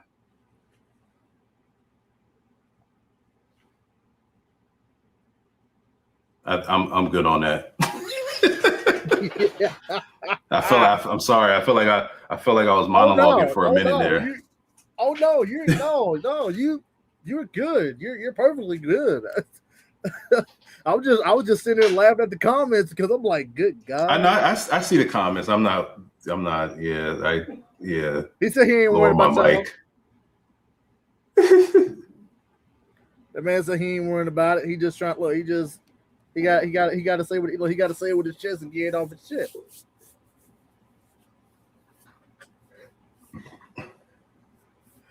I guess I just had to really say what I had to say.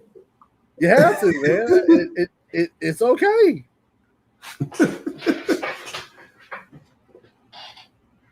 But Supergirl was a decent movie, and hopefully they can do more. Hopefully they can do more with the character, as well as other characters in Superman. I mean, other characters of the Superman and Supergirl. I think they will because they're already working on Man of Tomorrow, and she's also in that movie.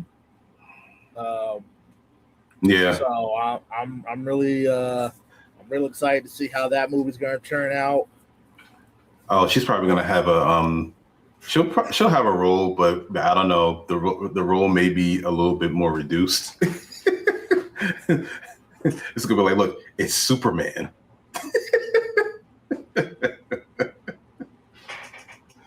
We don't need to see anybody else. Just Superman. You just stay in the back. Just be my sidekick, and that's that. Yeah. Don't hurt my girl Car like that, man. No. I'm not. I'm just saying. I'm just saying. We'll have to see how it goes. I mean, I do hope that everybody gets their fair share in this, and hopefully do well. I mean, I'm sure because it's going to be Superman, it's going to do well. I mean, it's going to do well. Yeah.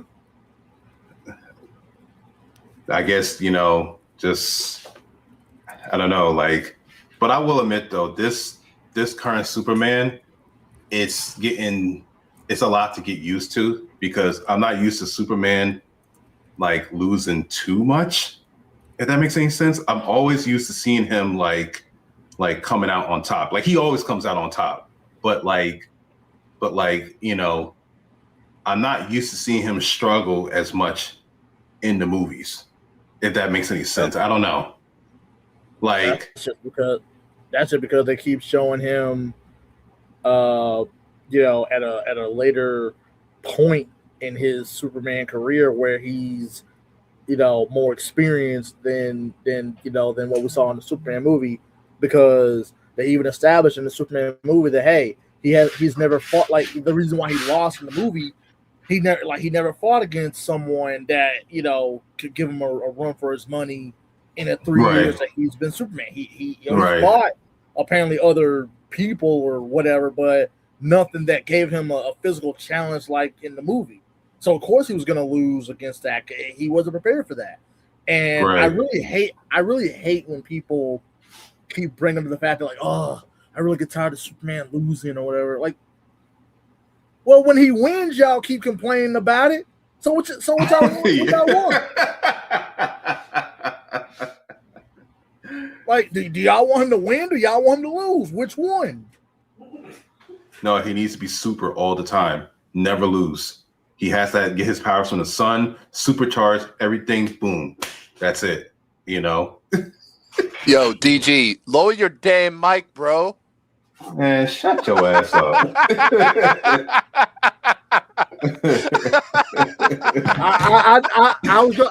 I had to bring him up for that. I knew he was gonna say it. I knew this man was gonna say it. I had to speak for B Green. She's like, I hear him in the next room. Dude, as much as you be talking and running your mouth. Yeah, but I don't have a wife though in the next room though that can hear me. Damn. I mean, he got a point. You can't. I'm just saying. So that's I had to say that was the conversation the past 10 minutes in the chat. He was preaching, talking with his chest. Oh yeah, he had to say it with his chest. But you're not lying though. Films are definitely different from 30 years ago. It is. It really is. DJ and Mean Green said it in their stream about I think a couple weeks ago. Y'all were, it was during the Britney Spears stream, and y'all were talking about the 2000s. That's where movies were at, though. Yeah, I felt like that's between the 2000s and like the early 2010s, but 2000s definitely. And I'm not even talking about Marvel though; they didn't get interesting until 2008 with Iron Man and shit. But for Marvel's different. Yeah, Marvel. I would say for Marvel between 2008 and 2018, that decade, that was like their peak. In my opinion. The only thing they did have Spider-Man going on, but that was about it. But like, the only thing I would say about Marvel. Should we count the X-Men movies? Not man. Listen, I mean, because I still enjoyed it for what it was worth, man. I still enjoyed it for what it was worth. Yeah, I mean, it's what it is. Look. I'm gonna tell you right now. When we look in 2000, when X-Men first came out, I was excited to see that movie, man. Look, seeing it on a big screen, I was like, this is gonna be cool. I mean, yeah, I knew it was gonna be exactly the way it should have been. I kind of looked at it, I was like, wait, hold on. Why is this person this person? Why is that person that way? I'm like, okay, whatever. Guys, whatever. Listen. It is what it is. Guys, listen. One, they messed up Rogue. They made her look like a jackass the whole time. That's one of those. Yeah, I didn't like that. And then two, where the hell is Gambit? It took us 20 years to get freaking Gambit. To Deadpool and Wolverine to come out to get freaking Gambit. No, to get an actual accurate Gambit. I mean, and don't talk about Wolverine Origins. Don't talk about that Gambit. That was a piece of crap. They tried it. They tried to in that one. They tried. I'm like, no, stop it. That's a timeline that either that's just separate to its own self. But you know what though? If it were to come on TV, like if it was streaming or coming on, if it came on TV, I'll probably still watch. I'll be like, ain't nothing else on to watch. Man. I'll just watch it. F it. Not even then, man. Well, I'm like that. I'm like that. Even if a movie is whack, I'll still watch it. I'm like, well, let's not get on the X-Men train because X-Men 97. I hear season 2. I hear it stinks. I would rather watch the first Hulk movie over Origins. Dude, that's awful because the first Hulk movie was terrible. I know. But I will still watch it over Origins. Origins, man, they messed a lot of things up, man. To be real with you. Even Deadpool, Ryan Reynolds, he had to get that Deadpool movie out fast. He had to get the other movie out fast. That's what did it for me right there. That's what did it for me because I'm like, wait a minute. I know, goddamn, what this is? No, this ain't Deadpool. What y'all do to Deadpool, man? And you know what was funny about it, though? You know what was funny about X-Men Origins? It's a meme because Ryan Reynolds said, okay, in Deadpool 2, guys, at the end of the movie, I'm going to go back in time. I'm going to take Cable's time warp, and I'm going to correct some things. I'm going to stop Ryan Reynolds from writing Green Lantern, and I'm also going to stop X-Men Origins from making a mock out of me. That's exactly what I'm going to do.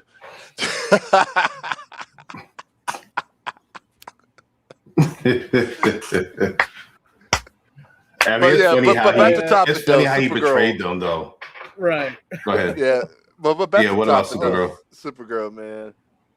Man, I'm going to say to you straight, man. If they would have started off with the origin story, if her in her hometown and stuff like that, that was like the best part of the movie.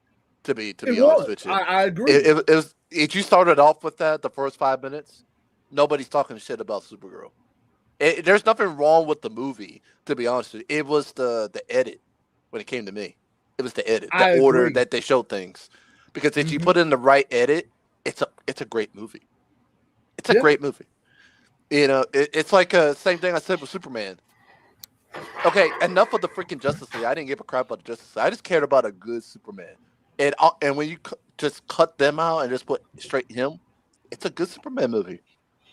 It's actually a fun Supergirl movie. You're watching the show, the cartoon, live action Superman. Right. That's what you're watching. And I'm talking about the animated series, like old Oh Superman. yeah, the animated series were great. They were That's great. exactly what he is. Come That's on, the Superman gotta bring it in. Gotta bring that in. But the Yeah. Justice League, I felt like they took away from the movie a little bit, just a little bit. I think It's a good thing they're being shown too early.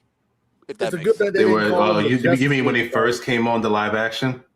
Yeah, it's way too Yeah, early. Way too early. It was rushed because I feel like they were trying to compete with with Marvel with the Avengers. It's like, well, with that, Marvel was built up though. They were building their heroes up, and Black Widow and Hawkeye, they just happened to be in those other films, so they were kind of being built up as well. But obviously, the main four were the ones leading up to the Avengers. So it's like with Justice League, okay, you had Batman, you had Superman, okay, then you just throw in Wonder Woman, okay, which is fine, whatever. But it's like the movie with Batman v Superman, Dawn of Justice. It's like, where did Wonder Woman come from? But she did good though. She did good. I'm just saying, like, I felt like one good movie. They could have built on their heroes more. Like they just literally rushed everything, like you just said. They rushed Flash in there, they rushed Aquaman in there, they rushed Cyborg in there. And it's like, well, Cyborg don't even belong in the whole Justice League anyway. He's a Teen Titan. Oh, yeah, he don't even belong there. Yeah, I keep forgetting he's part of Teen Titans. That's right. Originally, he was Teen Titan. I will say this. I mean, like, I know, like, oh man, I'm not even gonna lie, because bro, like, look, Alec, I don't know if you've ever read the original run of Teen Titans, like the original comics of March of the Titans. I grew up with the cartoon, man. I didn't start reading comics until like my 15, man. I didn't start reading. I watched the cartoon. Yeah, like I managed to find the original, like the very first original run of the original Teen Titans comics. It was like after the show ended, though. I was like, oh, wait a minute, what the heck? What? Oh, this is the original team. Okay, and I was like, wait, Beast Boy is who? I was like, wait, why? Is like what? Yeah. Okay. But I'm sure Geeks, if you're correct me if I'm wrong on that, though. You're correct me if I'm wrong, man. But like that's just what I'm used to. I'm used to Cyborg on the Teen Titans. I'm used to that, man. I love he had a good storyline in the cartoon. It was pretty cool to watch. And it's not just because he's African American. I'm just putting that out there. It's not just because he was that, man. It was the whole storyline. He had a good, that. I felt like Snyderverse, they just put it in front of our faces. Hey, here's the Cyborg. He's part of the Justice League. I'm like, I don't know nothing about that guy, bro. What y'all talking about? Yeah, like they probably could have put it. I guess in his place, they probably could have actually put in like maybe Martian Manhunter or even like a Hal Jordan or a Hal Jordan Green Lantern. Or John Stewart. John Stewart. They wouldn't for the try to touch Green Lantern. They went for the try to touch Green Lantern, man. You look. You know what? I find it hilarious that look, we all understand and we all know that the first Green Lantern movie, Ryan, it oh yeah, whatever. We get it, but for God's sake, man, like, okay, that was one attempt. You ain't got, like, you do not have to keep, holding Green Lantern back just because of one failed attempt at a movie about it, because that's like, look, okay, look at look at Last Airbender, for example, or something. Like look at that. We had one live action movie attempt, and did that stop them from making the Netflix live action version? Hey, no. DG, wake up, man. I'm listening. So I don't think. Dude, shut the hell up, man, and just listen to what Rangerous is saying. Like I just don't think they need to just hold off on that, man. I mean, I'm just saying.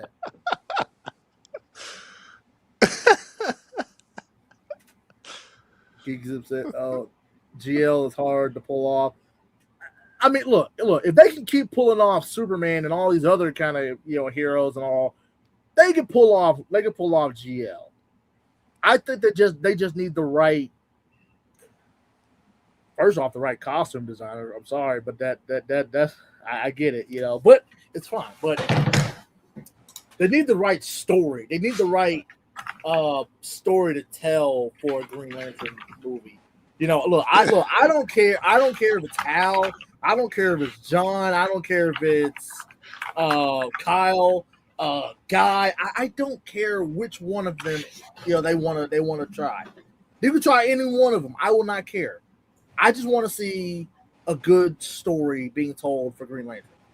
And I'm not even really a Green Lantern fan. I still want to see a good story told, though. Right, Zip. It's different times. It's different times, guys. That's what it is. Wait, what did you say? It's different times. Oh, yeah, totally different ball games. And yeah. I agree. It is. And DG, bro. Listen, man. One, where the heck is your Superman hat? There is none. Live one more time. Talk about the topic, man. That's what I'm talking about. We're talking about Supergirl, right? That's what this is about. Where is your gear? What are you talking about? There is no Superman gear except for my hat. I mean, except for my shirt. Oh, you say you had a shirt? Where's the shirt then? What are you doing, bro?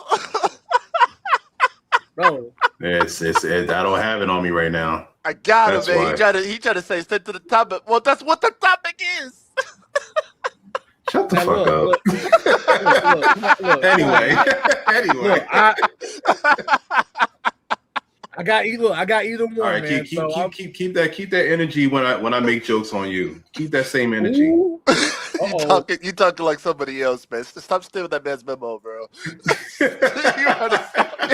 Stop it, bro. Before you go supplement here, bro.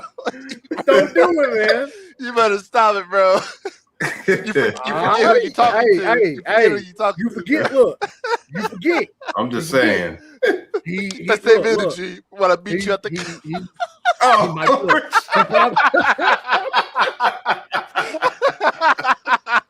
Oh God. Anyway. Man, you know what? Keep that. No, I don't have. I know. He's the one who said it, man. I only have a Superman shirt, but it's. I don't. It's not available right now, and I do not have a Superman cap. Excuse me if I don't have a cap for every single movie or hero. I got two Superman hats, man. I got two. Nah, he's like, look, I'm gonna need you to be accurate every time you get on stream.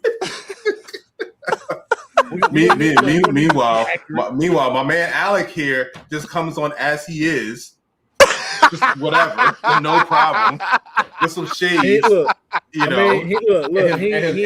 his random goofiness and stuff, trolling and whatnot. But it's okay. And what's funny? Meat Cream is playing along with it too.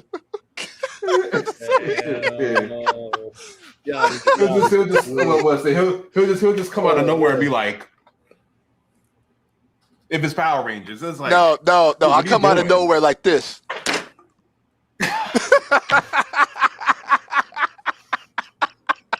I thought that was DG's thing.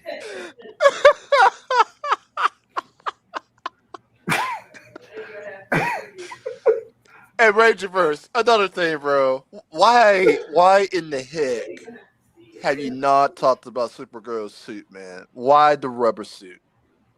Okay. Why are we not talking about that? If anyone Supergirl suit or Superman suit, bro. If anyone wants to talk junk, if anyone wants to talk junk about Supergirl, why are you not talking about her damn suit like you did Superman a couple years ago? What are we doing? What are we doing, fellas? We're trashing that man's suit, though. Matter of fact, what's that YouTuber's name? What's that YouTuber's name? Who was I trashing? No, all these people though that are trashing on James Gunn's universe. I mean, where's the same? Keep that same energy with the suits, we only man. got two movies right now, man. I know, but you know how people were talking about the suit, though. They said the suit was trash. Oh yeah. Where's the same energy with Supergirl? It's the same suit, though. It's the same exact suit, though. What we since we on the suit, you're right. I'm gonna say this because look, me personally, like when I first saw the Superman, like the full Superman suit in the trailers and stuff, I'm not gonna lie, I didn't think it stuck. I was just like, that's different. Okay. Oh, it's definitely know- forced hate, Except though. It don't It make is no forced goddamn. hate. It don't Indeed, make no goddamn indeed. sense. It don't make no sense, man. It's like all the stuff y'all could be talking about. You don't talk about the suit.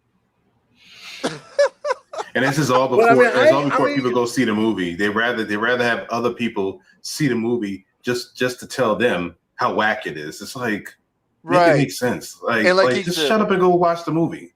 Yeah, and Geeks Up always said was my opinion was it's like there's nothing Yeah. wrong with the movie. It's just the edit. Change the edit. So I gotta up a little remember. bit. I have to remember. I'm not. This isn't me attacking people's opinions. It's just their opinion.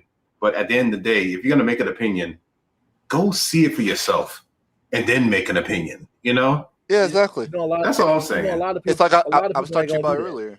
I was talking to you earlier about the Spider movie coming out.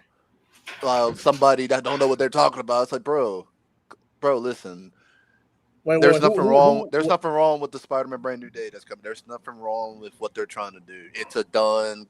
It's the same thing as the Supergirl. It's based on a comic book. It's literally based on a comic book. And because I was telling them like why certain people are in the movie, it's because they're doing the Man Spider. That's exactly what they're doing. They did in the '90s cartoon. They did in the '90s cartoon. Right, and if you like, what are we doing? That's one thing that really gets me with a lot of the people I've seen talk about it's just it. Movie reviews today. It's just weird, crazy. I mean, don't make no sense. Yeah. Like a lot of movie reviews I've seen, like okay, because like for example, like Supergirl and stuff, almost 8 out of 10 times I've seen a Supergirl review or getting any notification about a Supergirl or anything. It's always just trash talking. Oh, it flopped or stuff like it just came out. They literally just came out, yeah. Like, you're right, Geeks Up. You're right, Geeks Up. What you just said. Yeah, I see what he said. Yeah.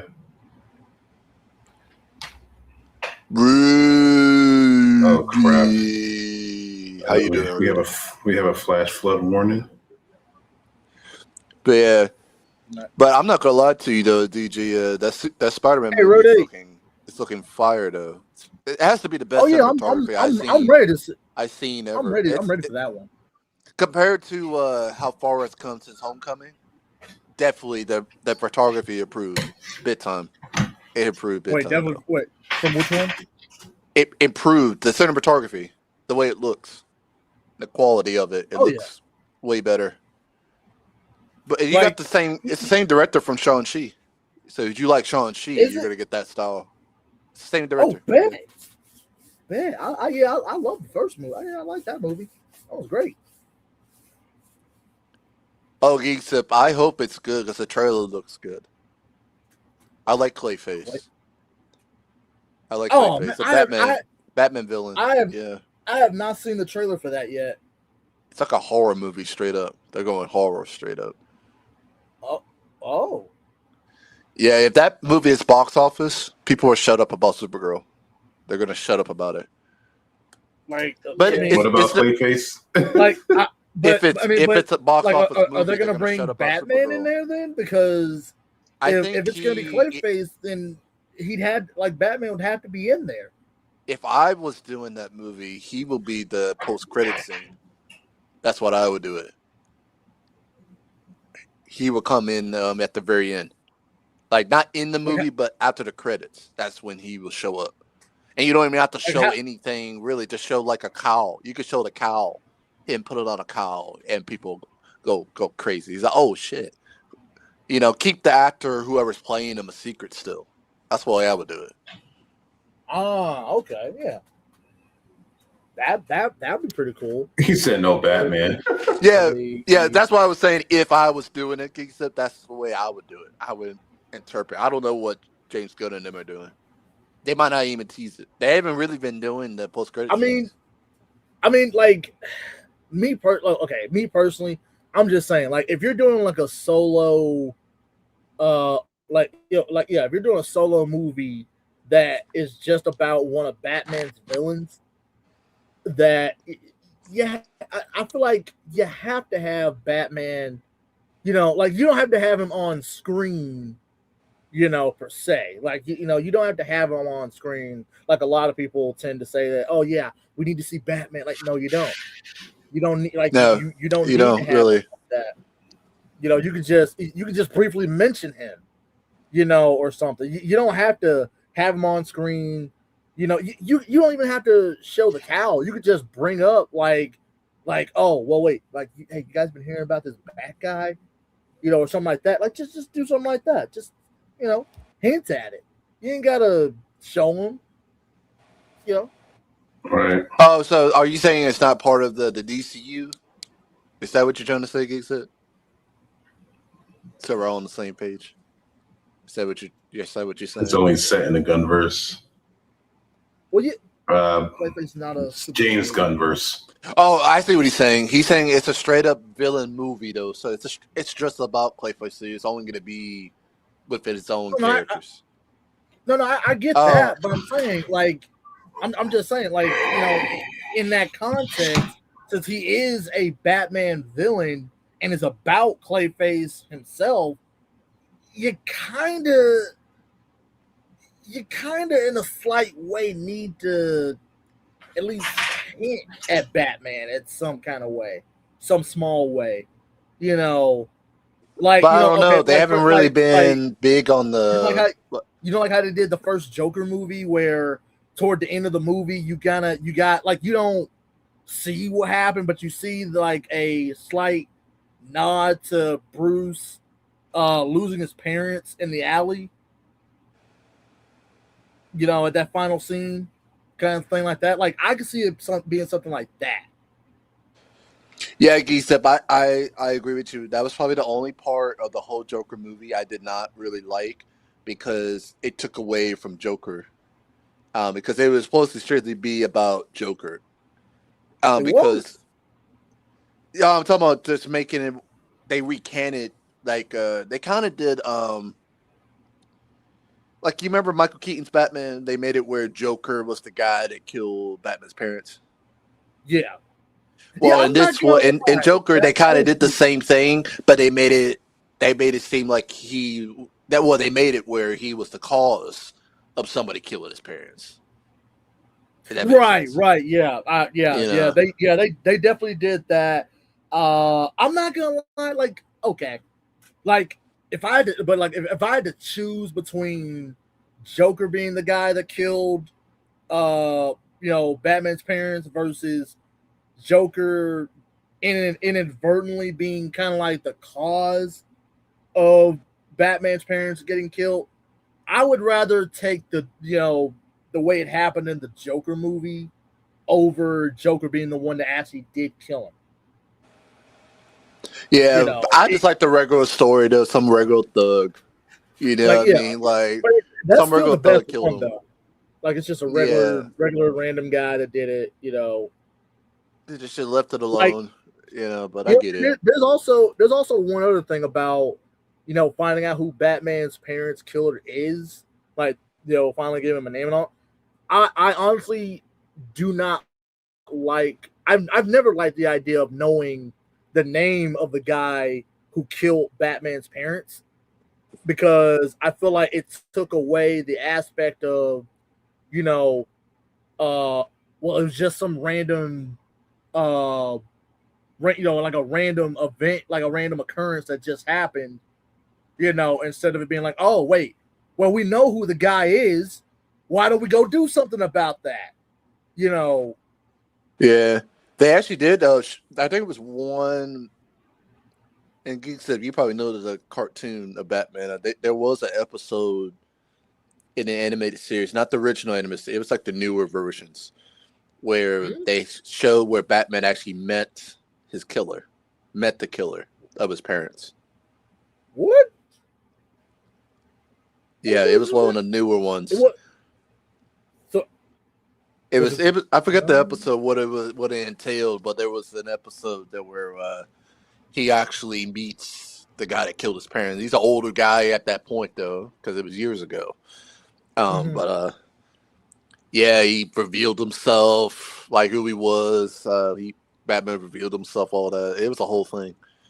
It wasn't my favorite episode. It wasn't my favorite series. I like the original series, the original animated series, Batman, because that's where that it was peak. It was peak at that point. But yeah, there actually was an episode where that happened. They'll never do that in the live action. That's never going to happen. They're never going to do that. Oh no, Not even no, in video no. games. Like, they're never going to do that. They'll never do it. They'll piss a lot of Like, people off. I think even like if I remember correctly, because it's been a little bit since I've watched Batman Begins, but yeah, they did reveal the guy who killed Batman's parents in that too, but he got killed off or something like that. Yeah. Yeah, they were trying to go like dark though, which I know the whole story of why even the Christian Bale Batmans were a thing. Why it became a thing. It's at that time in the 2000s, that's when the industry changed in DCU. Did you ever heard of that? I mentioned this to Geekzip a while back ago. You ever heard of a fan film called Batman Did It? You ever heard about that? I've heard of it. Yeah. So like you're talking about like we were talking about comic accuracy in movies. Mm-hmm. Well, that's what they were saying. That's the hero model. That's what people wanted. You know, I think it was after Batman came out with Michael Keaton. And they were like, and fans were like, no, that's not Batman. That's not the guy. That is not the guy. You know, they wanted the animated series Batman and the spandex and all that. But they said the studios will never do it. But in this guy's fan film, though, yeah, it was literally just the cowl. And that's when Under Armour just came out. Oh, okay. I know you know when Under Armour first came out. So that's how they put the outfit together. And it did look legit. Personally, it looked legit, though. But I don't see the studios ever doing that, ever. But he had an accurate Predator. He had an accurate alien in there. It looked like from the movies. It was pretty cool. But it did start off some controversy. It's to the point where now San Diego, you'll never see any fan films shown there, ever. That was probably the one time it's shown. But it shook. It shook the studios to where it's speculation. They say they brought Christian Bale in and they were planning their next Batman movie. And they throwed him the tape, and it was the tape Batman did in. And they told him to study his voice. That's where the raspy voice of Christian Bale came from. Batman did in. Yeah. It's a speculation that that's what happened, but like it's been said. Oh man. Yeah, it's been said though. You know, and they kind of now when I look at it and I compare the two, Christian Bale is way over the top with his Batman voice and everything. Way compared to the Batman did in short.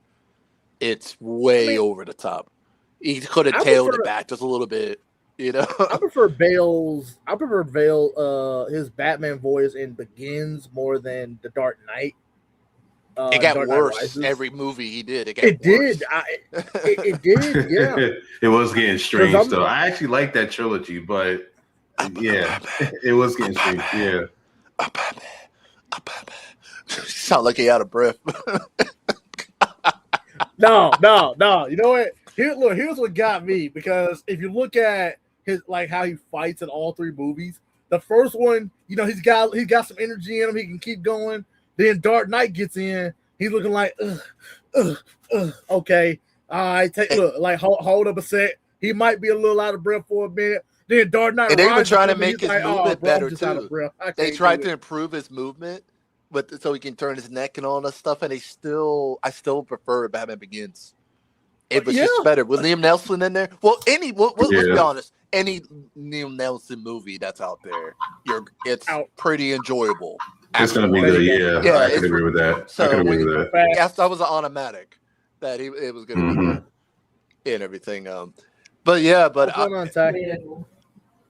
and it was just unfortunate too because Christian Bale, he was probably the best fit, like in shape for Batman. Out of all of them, there, though, buddy. Yeah, he had to get there though. Pretty well. Yeah, he's one of those actors that always changes his body every movie he does. Sometimes he's skinny, and then he'll gain weight, then he'll get fat, then he'll get fit again. And it's like, and don't try doing that, guys. As an actor, don't try doing that, like guys. that. It's not healthy. That's gotta be tough on your body, like for real. But they had chefs and everything too. that cook them stuff though, like stuff we would have to pay thousands of dollars for to do that. Oh, Dan, you seen Batman Dead End? Yeah, it's an epic short, man. It's just unfortunate though. The guy got offers after the movie, but he didn't want to do. I think it was Snakes on the Plane and all that. He got offered after that, which is. Dang. And for a director, I wouldn't taken that either, to be honest.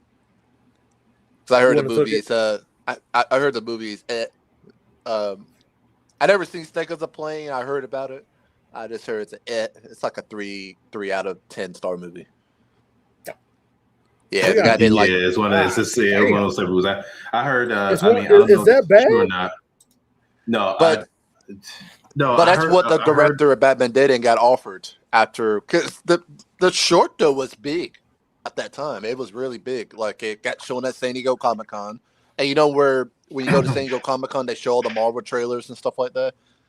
Well, they opened that part of the con with Batman Dead End, and it's been shown in 5,000 people.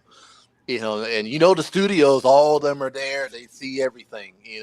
I heard Samuel Jackson didn't want to do it, but he kind of got like, I don't know, kind of got stuck with it in a way. He had to have gotten paid to do it or something. That had to have been the only something. way. I could be wrong, but. You talking about with Snakes on the Plane? Yeah. He's in that movie. He's in it too. Yeah. Oh, no. Yeah. The only thing about that movie was like, I've had it with these motherfucking snakes on this mother effing plane. I like him better in Jurassic Park.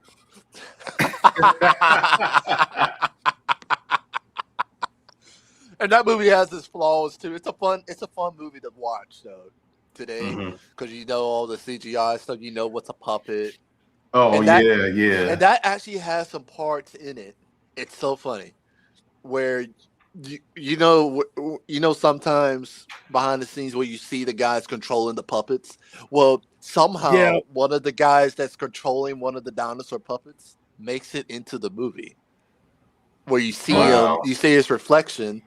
I think it was that one where the kids were hiding in the kitchen from the raptors that made it in the building, and he's peeking through the window and you see a head pop out. But you look, you see the guy arm operating it. Wow. You can't be serious. No. You gotta be watching it hardcore. Someone like Geek Zip will probably be the guy to do it. To go and watch tiny little things where you'll see little mistakes. Like Dark Knight has that type of shot too, with the Batman and Joker scene in the police station. In the reflection, you see the guy handing the camera. I did see that. I was like, "What the hell? Wait! My eye playing tricks on me." Then I went back and I'm like, "It's a hard call." Oh my god! What the hell? And it's one of those things in Hollywood. They say, "Oh yeah, they won't notice it. They won't notice that shit." Yeah, yeah, pretty much. I'm like, man, but like I said with Supergirl, it has its times. It has its little flaws, but that's every movie. People got to get over it. Every movie's gonna have it. People got to get over it, man. It's like, I think just people don't like female type movies. That's what I feel like. I'm calling that for what it is. I think that's exactly what it is, or it's one of the reasons. It could be more stuff on top of that, but I think that's just what it is. Like, and I'm sorry, what's wrong with female-led movies? And I'm sorry, guys. You're not gonna get a Sierra from Underworld. I'm sorry, you're not gonna get that type of movie again. That's never gonna happen again, guys. And we're not getting what from Underworld? Sierra, the actress that played the main chick in Underworld. Yeah. Kate Beckinsale. No. Yeah, very attractive woman. I'm sorry. We not get that again. You would never get that. No. If we do, I'll be very surprised. Yeah. Yeah. But that's a very Selena, yes. Thank you for correcting me. Yes. I got to put respect on her name.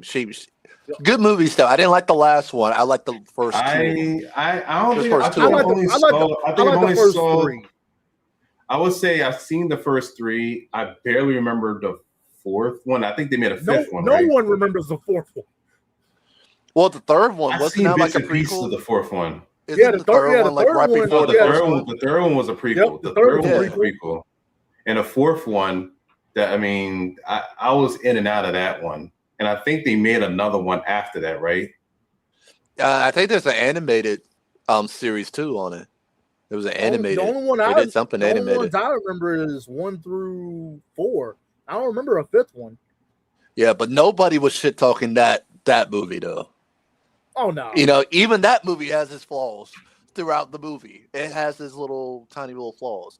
You know, but it was because all the werewolves are puppets. None of them. Well, not all of them are puppets, but it's like an animatronic, but they have a person in the suit. It's a weird fit though. Yeah.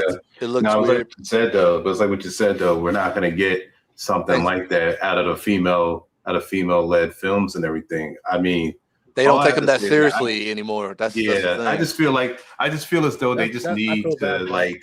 I just feel like they need to just really like, just kind of like really like dive into like writing them well enough so that they can be relatable to everybody and whatnot, and you know, to market it very well to, you know, to people, for men and women to enjoy it.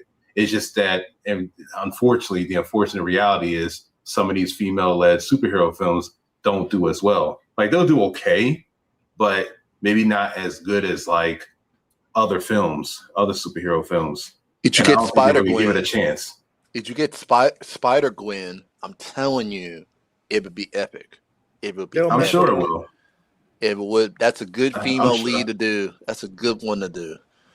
You but know, I don't like, know. I don't know. I'll say this. Like honestly, like if I had to choose like the style, and like tone of like of a Spider-Gwen movie, I actually would like the people that did the first Amazing Spider-Man movie. I would get them to do it. Yes, but if we're thinking about Emma Stone, you're not going to get her, guys. She's too old. She's old by the time we get to it. I would love to get her. Maybe she's like as an older. She's good.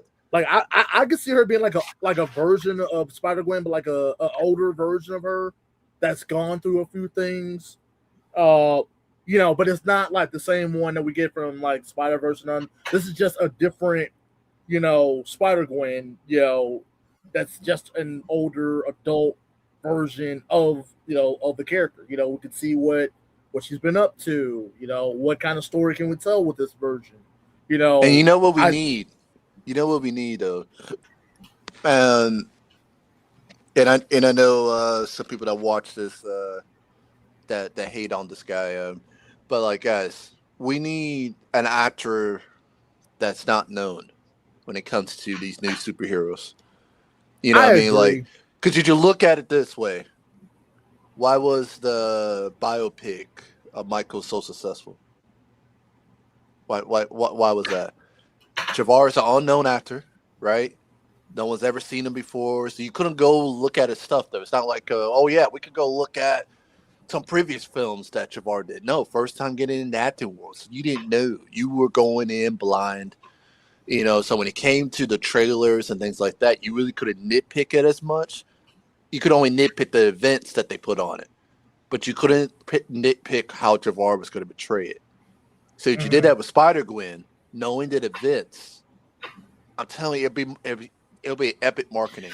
Because then, for especially all these female movies that they always trash, oh yeah, it would eat them alive, I think.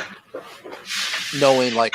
Because they don't know if the girl's gonna be good or not, you know. Right? I mean? Yeah. It all depends on how they could put it together, though. I mean, yeah, get an actress that no one really knows about, but they also have to like, you know, it has to be someone likable. Build it up, and someone likable and someone relatable. Mm-hmm. I believe that's what we need. You know, yeah, like, get away from Peter Parker for once in a while. Get away from that guy, please. So, don't get me wrong, I like Tom Holland, man. But I think once he's done, Peter Parker's story should be it. Well, That- from it from should what I've been hearing, at least lately, is that they're like after I think this last Spider-Man trilogy that Tom's supposed to be doing, he wants to have a version of Miles so he could pass the Spider-Man torch to. Yeah, but we got to wait until Beyond the Spider-Verse comes out and all that shit. Right. Which I hope they just recast Miles in that cartoon, please. Just recast that piece of crap, man. Wait, recast the actor, the voice actor? Yeah, he's so weird, man. That man is so weird.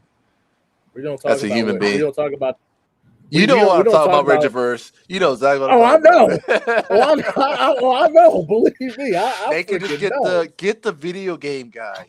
He's a nice dude.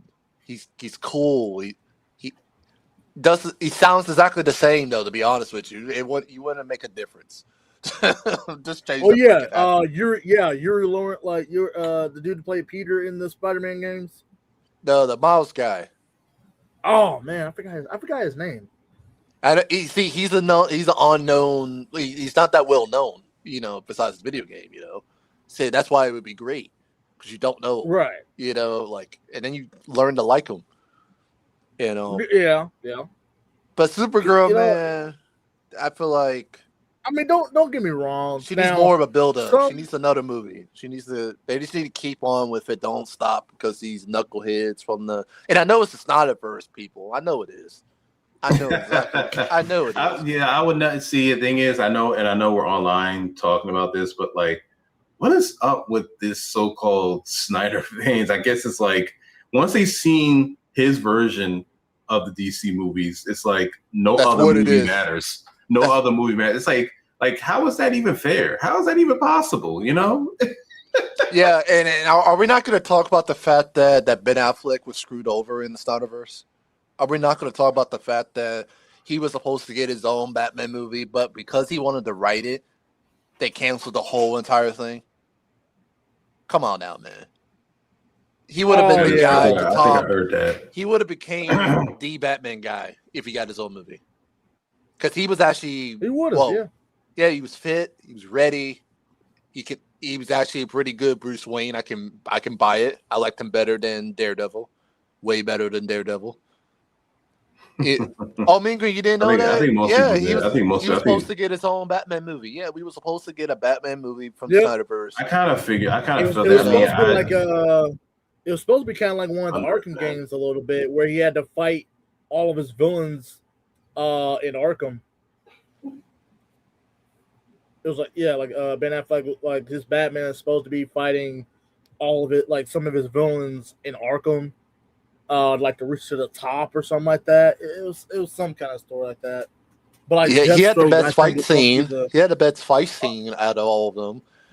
Even my guy Robert Pattinson. Yes, he did. He had a better fight scene than Robert Pattinson. Patterson's just getting started though. People got to give that. He had his origin story. And then it's in like year 1, year 2 Batman. Yeah, he's still like Ben Affleck since his master years. He's mastered. Like he's in he's been Batman. He's in them old years, man. He can't really get it up anymore, man.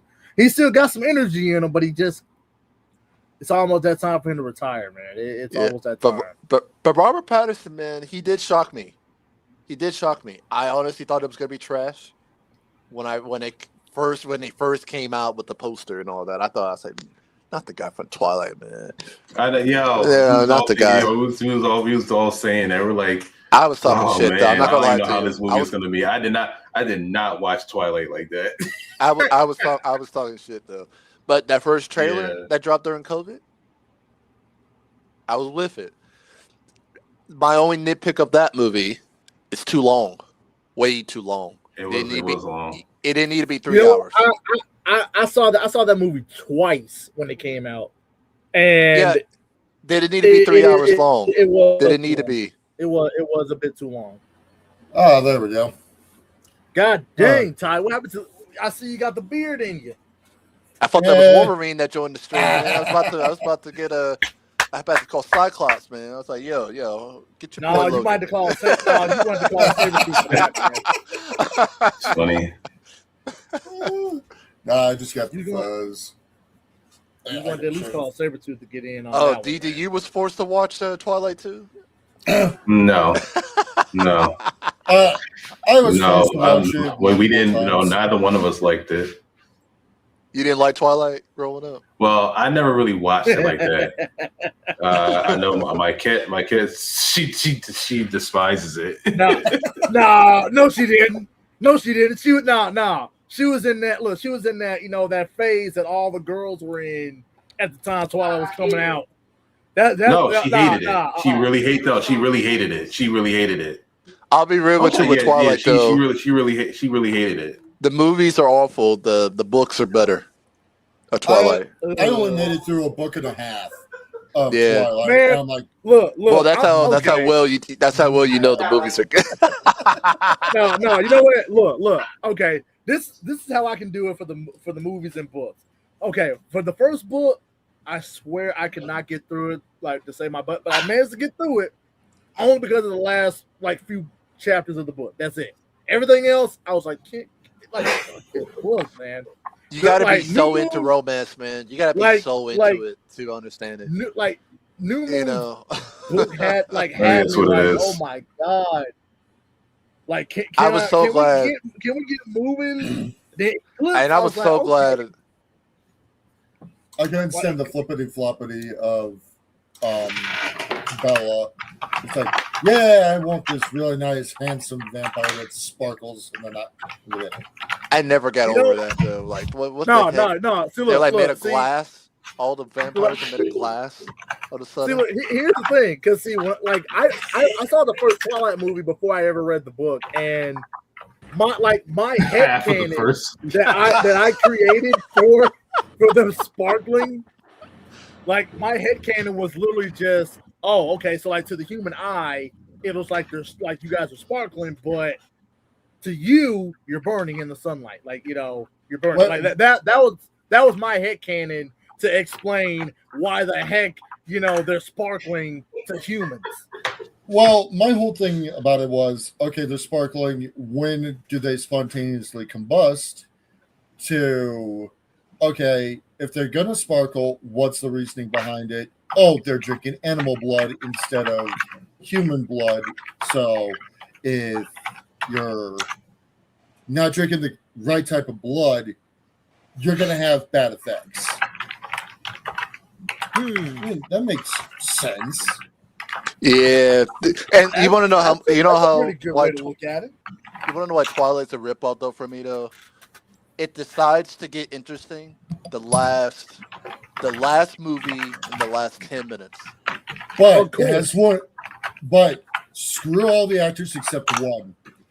There's one actor that is played. Screw all the actors. Why all of them? Because they don't know.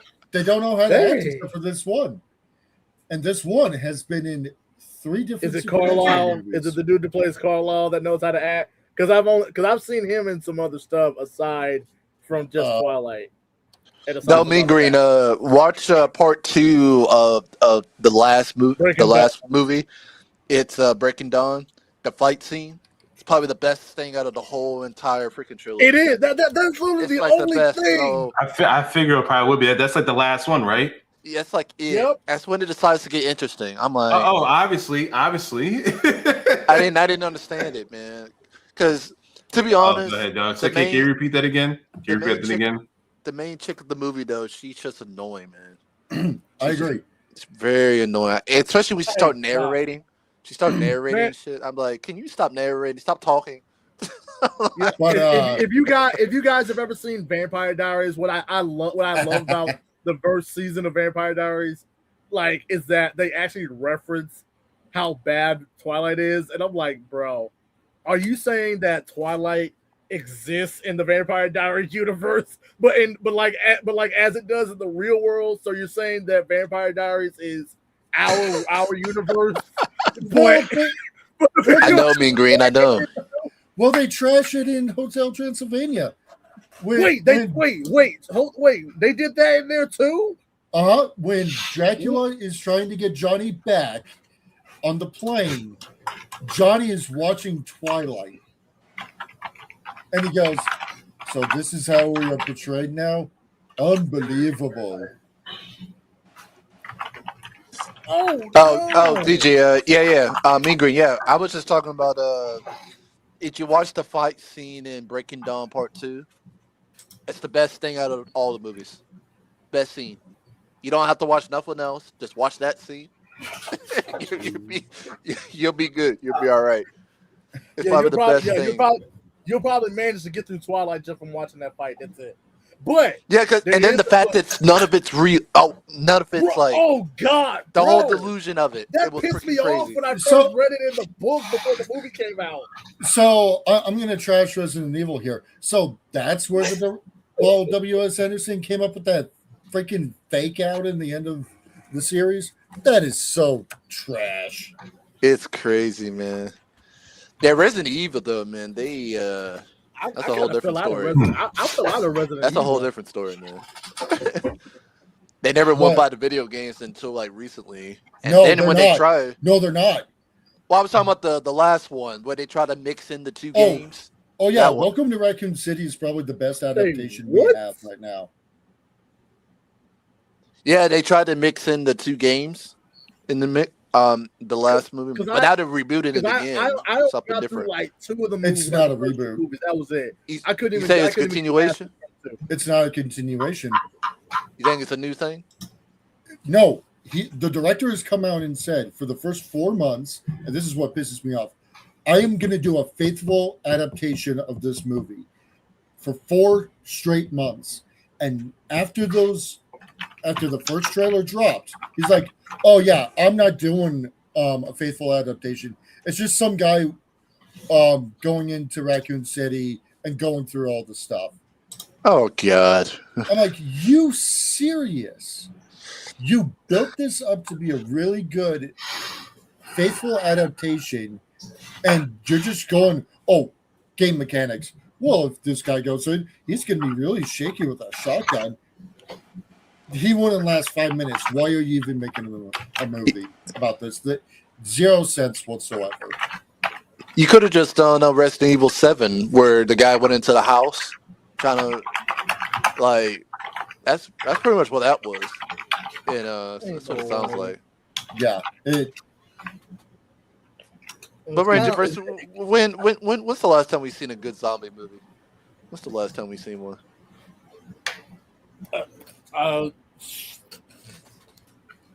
Wow. I'm going back to the 2000s too when I'm thinking about it. Wait. What was that? What was that zombie rip? Like, what was that zombie movie that was a rip off of Twilight? Are you talking about the Disney movies that came out? Well, no, wait. What was it? Warm Bodies or something like that? No, DG. I can see you. I can see you liking Shaun of the Dead. You ever watch that? It's a girl who falls in love with a zombie. I heard of it. I heard of it, but I never really watched it. It's funny. I know it's like a.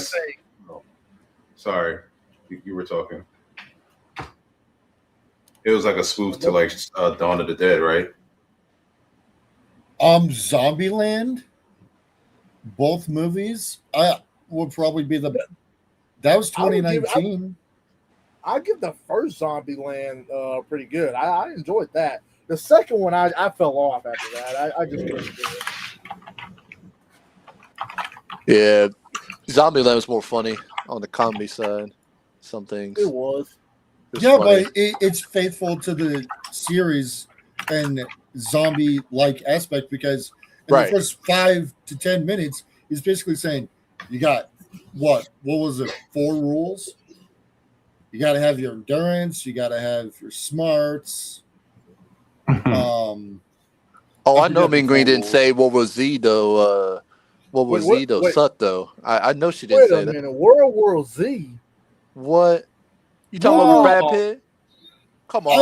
I was iffy on World War Z, and that's because I watched it with a buddy of mine who was obsessed with zombie movies. I gotcha. But, it's a movie you should watch by yourself. But I wish they continued it though. That's what I wish they would have done. Another one that's sort of okay, and it goes more on the religious side. Jerusalem. It's I hate found flicks, I really do, but this one makes it slightly durable. Basically, a bunch of tourists go to Jerusalem, shit goes down, all hell on earth breaks loose, and it's supposed to be a zombie flick, but it's more of a religious outbreak. Oh, I gotcha. I see you mean green talking about Thriller. I see you. Thriller. Just at the Thriller, Michael Jackson. I count that as a music video. I do not count that as a movie. I'm sorry. No, it's a music video. Well, as Michael would say, a short film. Okay. That's what he. So Supergirl 7 out of 10. Yeah, 7 out of 10 for Supergirl. Yeah, like I said, it was just the edit, the way they had I'm gonna give it an 8 out of 10, only because like it's a 7 out of 10 for me. I agree, 7 out of 10. But the only reason why I give it an 8 out of 10 is because of the Krypton scenes. Okay, that's fair. Yeah, that's fair. That's fair. Yeah. Mm-hmm. Those were good. Those were enjoyable. Yeah. Okay, 28 Days Later is okay. I give it that for that. Forwarded a message. I think her suit was pretty good. It was all right. I know. I'm just giving it shit though, guys. Because I was just saying, people don't talk about that, man. Oh no! I mean, Question. Or do some people prefer the type of suit where it's like a crop top? And then maybe people be like, "Oh, snap, I gotta go see this movie." And I'm going off the trailers because I haven't seen it yet. And I said this on Global Nerds too. I think I'm not trying. I'm not saying I'm not here to bash or anything. I'm just like trying to like put it in another perspective as to why people may or may not have want to go see it or liked it. So, I mean, I'm not looking forward to it, to be honest. Just from trailers alone, I'm like, and her introduction, I do not like. I don't like the whole. Well, So, what age did she leave Krypton, roughly? Well, let's see. I think when she was like a teenager or like something like that. Wait, because I can't remember. In the movie, she's 23, so she's been on Earth for 3 years. So, in her 20s. Okay. Like early 20s. Okay. Oh yeah. Okay. Yeah. Okay. So she was 20 when she landed on Earth because she's only been on Earth for 3 years. Okay, so that would explain why she's old enough to drink. So she's been drinking for 3 years. Wondering who her dog is. Yeah, it's one of the storylines from the comics, which even with comic books, a lot of people gotta understand. Not everybody likes comic stories. You won't be able to get everything in the comics. From what Luke's was saying, it is the World of Tomorrow storyline. Yeah. Which not everyone likes that storyline from what I was researching. Not everyone likes that storyline. And I don't like that storyline if that's the way. If they're going to portray Kara as this drunk for 3 years, and then, maybe I'm going to go save the world or something. That just doesn't feel like a superhero movie to me. Well, see, that's the thing. Because, I can see where you're coming from with that, Ty. But the thing is that, okay, like I said earlier, when if you look at how she when she shows up in the Superman movie, you think you would think that she's she just tends to go off and get drunk or whatever. You would get that just off the cameo. But when you go into the Supergirl movie, you find out that she doesn't just do that just for the heck of it. She's still dealing with, the trauma of not fitting in on Earth because, for one, Clark wants her to live on Earth and be a superhero, kind of do it the way he wants her to do it. So she kind of keeps her distance from him by going off world and and partying a little bit, because she still hasn't fully dealt with the trauma of Krypton exploding, because that was her life. She lost her mom, she lost her planet, she had a whole life that she lived there, and she can't just forget about that and just assimilate to being on Earth like Clark did, because Clark was there from a baby. He was there from the get-go. And So I can understand that, but from most iterations that I've seen, especially Justice League, Clark has always gone, "Hey, you're here. Here, come here. We're going to teach you some things, and you can do what you want with it. But don't go off on a freaking tangent." And Kara's gone, "Okay, where's the next bad guy? Let's go save some people." And I really enjoyed that Kara. Well, if you go back to Superman the animated series, right?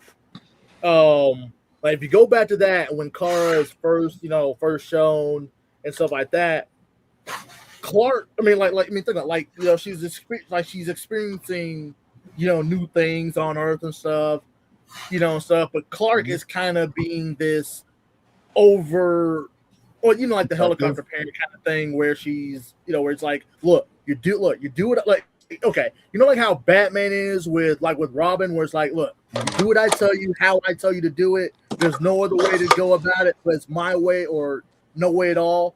That's how Clark is with Kara during Superman the animated series.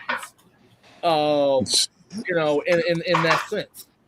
And she's kind of got this rebellious thing where it's like, look, I've been, in suspended animation for years.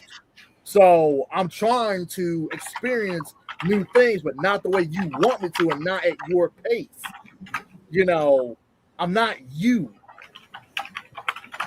And so that's kind of how she's been, as far as like the Superman animated series, and even in the Supergirl movie. That's why she keeps her distance by going off world, being away from Clark, because he calls her quite a few times in the movie, like, "Hey, when are you coming back? Hey, are you coming back? Let me know." But she's always coming up with excuses for I gotta go, because she knows that he's trying to get her to be how he wants her to be, and she doesn't want to be like that. She hasn't even figured out who she wants to be yet. And that's understandable. It just doesn't feel like... Oh, jeez. You all right? I'm gonna start heading now because the weather is getting worse around here, and I am the weather. I need to preserve my stuff. So this has been a great conversation, guys. I'll talk to you guys soon. Take care of yourselves. Yeah, you too, man. All right, have a good night. Yep. You too. Peace out.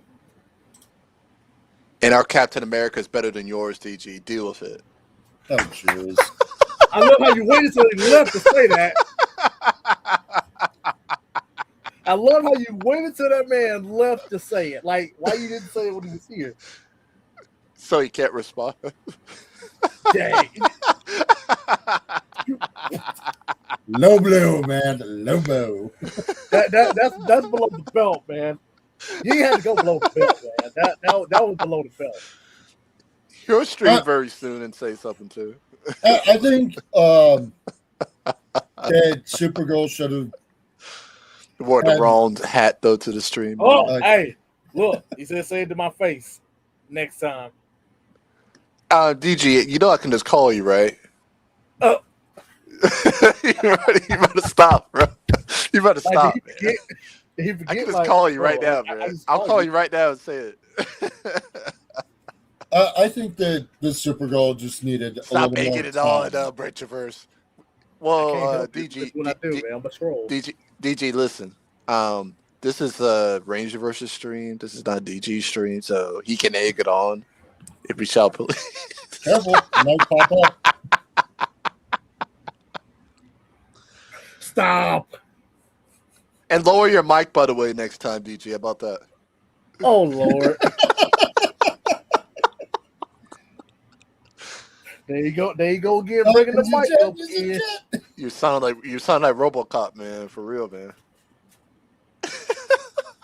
Original or that failed trash one.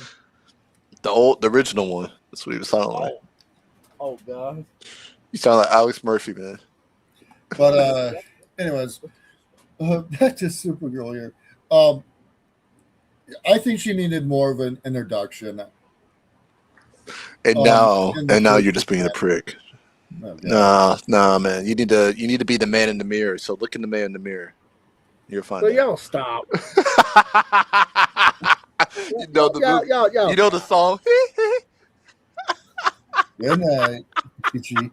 But yeah, but like Alec was saying, it's really because of the editing. Because if the Krypton stuff had been at the very beginning of the movie, like the very first stuff we saw at the beginning, the movie would have been a lot better. It's a better movie. It's a better movie, automatically. Yeah, it definitely would have been a lot better. So one of the spoilers. It's like if you take the movie, you edited Range Verse and I edited it, and you're gonna get two different movies. Yep, exactly. So Yeah. I guess one of the spoilers that I got from someone was. Let me fix that. He'll be back. Yeah, was the whole plot revolves around the dog. We got a Supergirl John Wick story. I heard the John Wick story too. So John Wick. Oh, that's what they did, though. They shot the dog, and that's what they did. People were saying that too, though, in the theater. They were saying that they were like John Wick, man. I didn't even realize that until like the very last part of the movie, and I was like, man, wait a minute. Well, let's be real though. The whole thing feels like it was John Wick. The Superman movie did the same thing. Oh, did you go back in the last Superman movie? The whole scene with Lex Luthor, he runs in. He's like, "Where's the dog? You took the dog." No. See, you know what I'm talking. You know what I'm talking about, Rangerverse. It was all over. No. See, look. See, the real reason why Clark was mad about the dog, if you really think about it, the real reason was because Clark was scared shitless because he knew that when Kara came back and that dog wasn't there, if that dog wasn't nowhere to be found, Clark was getting his ass beat. Then this is gonna go find Lex and whoop his ass. Well, here's the biggest problem with that. It wasn't her dog. It was Clark's dog. No, it wasn't. Krypto has always been Superman's dog. Not in this continuity. Oh God.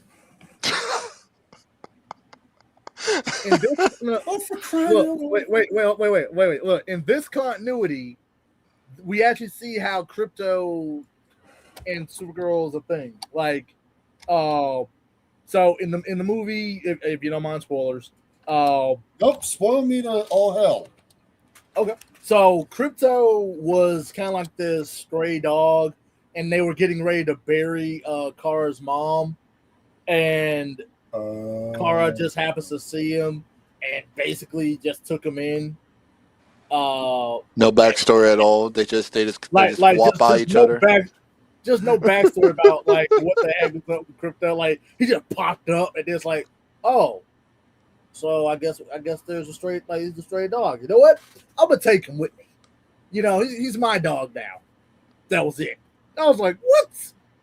That was it. To be honest, though, the dog had a better role in the Superman movie than the Supergirl movie. To be honest with you, and both revolve around the dog. In it more. That's because Clark had to keep fucking with the dog. Kara didn't have to really worry about it much. Nah, man. Don's you gotta barely pick in the out. movie. He's barely in the Supergirl movie. Oh yeah, most definitely. It's on Probably like the 10 beginning, minutes. and then Like like 10 towards minutes. the end. That's it. Okay, Probably. by looking it up, it's both of their dogs, but I'll take your guys' word for it. But still, Oh, just no. why? Go watch the movie. You'll see. It's really You want to know good. what's wild? You want to know what's wild, Rangerverse? What you got? Amount of movies I have seen the past few months between this one and Punisher: One Last Kill, they're always injuring a dog. I don't know if What? you've noticed that. Well, it's because John Wick. I They mean, made 5. They're making 5 movies. Ballerina was the most recent one, and Which that's a was side story, and it was all about a dog getting shot. I'm not gonna lie. Like I've seen Ballerina. Like just very recently. I've seen it. I did I enjoy it could though, not. Ballerina. I did enjoy I it. couldn't pick up where in the timeline of the John Wick movies it took place in. But I knew it was before he died. I couldn't tell it. Like, John Wick was 4. it in between 2 and 3, or was it in between Three and and 4? 4. 3 and 4. 3 and 4 because John's going back to his family's home to get reinstated. And Yeah. that Oh yeah, okay, whole- yeah. So that was 3, right? Or was that 4? No. It's like it's before 4. Yeah, or during 4. it might be during 4. Because I think there are some moments where there, like, at least let's swing it out in the movie. There's some moments that did happen in the third movie that they kind of show a little bit with John, and then there's a little bit of there's like a moment or a little bit of time that passed after. So and then it ends up showing something from the fourth movie. Yeah, but I did like Ballerina though. Oh, I forgot what you brought that up. It's another female lead movie we didn't mention. Yeah, and People she was pretty good as a female lead. Yeah, they didn't trash no, that that was though. a good That's movie. what they didn't try trashing that though. That's what's weird, man. I love how what I loved about it was the fact that like when the ballerina met her sister, I was like, wait a minute, why am I getting Black Widow vibes from this point? And then like at the end, it was like, wait a minute, so we went from basically an original type story with this character, then we get a Black Widow-ish type moment, then we go to she's the next John Wick. Well, I wouldn't compare it to John Wick though, but close though. Well, I mean, she on the way there. She on the way there though, man. Because John Wick made her look like a he made her look like shitty. Like that's John Wick could have killed her like in 10 seconds. Hey, look. I mean, he gave her time. By the way, he did. Time. He was playing with her. That's what he was doing. That's what he did. No lie. Exactly what he's doing, man. Yep. It was a man overpowering a woman. That's what it was. And you know how people are about that. Yeah, for sure, man. But and again, I will reiterate this. It goes back to good writing, how you set up your character, and a good actress. I think this actress is fine for Kara. So that scratches that out. I think the writing killed her, and I think her entrance killed her. Yeah, I can agree with that. That's how I felt for Romulus with that character. Are you talking about Alien Romulus? Yeah. Yeah. Because they tried so hard. They tried so hard to make that character another Ellen Ripley that it failed miserably. Nothing's going to beat the first Alien movie. Nothing will beat the original. They actually tried to copy that. Yeah. Like note for note, try to copy it. It's like a continuation from the original. That's what they were trying to say. It was a continuation from it, but there's a reason the first one was good. Different times, different generation. First time seeing the movie. First time, nothing else like it. But now there's plenty of movies similar that there's competition. It's hard to See, that's all it is recreate. now. It's hard to That's recreate what you did back then. So that's what movies are like.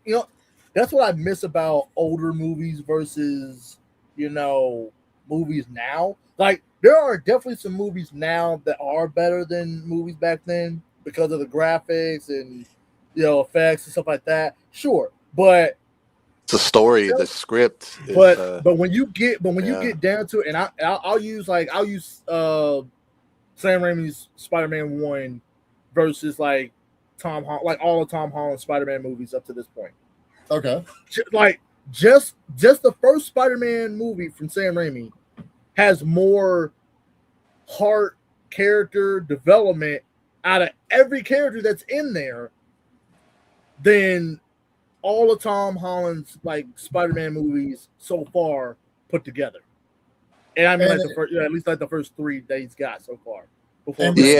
Sam Raimi's Spider-Man, it was more towards the comics. It felt like a comic book character.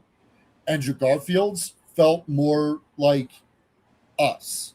Like, oh God, I'm a teenager. I don't know what to do with this. Right. Stuff's going down. I got to pick and choose.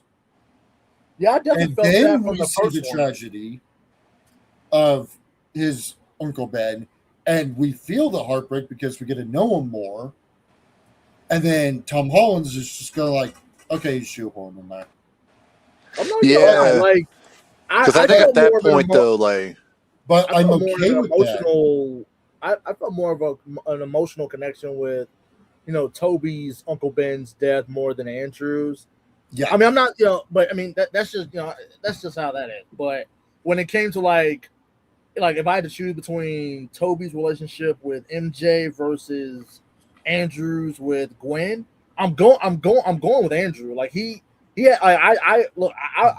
was the best heartbreak type of Spider-Man relationship that really worked.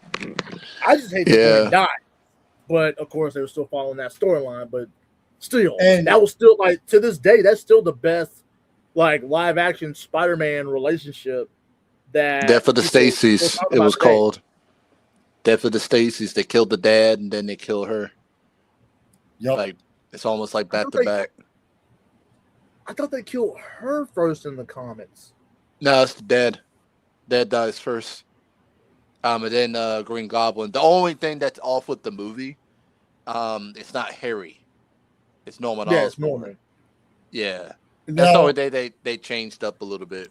Now, I am completely okay with them shoehorning Spider-Man into this and skipping the origin story movie because you're used to it by then.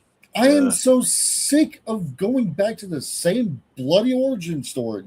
DC is so horrible about this. Well, see, you know what?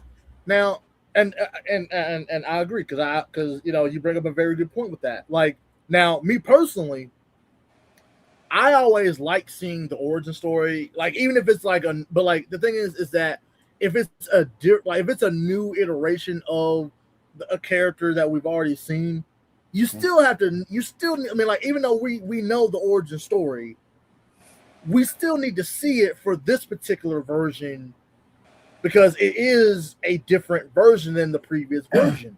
But at the same time, like we get it, But I just feel like the way that I mean, like they did a pretty good job with Tom a little bit with that. Like we know that the Uncle Ben situation happened, but we don't know how it happened in this particular version. But we know it happened. But they don't like bring it up. They just it happened. Whatever, screw it. But that's a very important moment to bring up for him.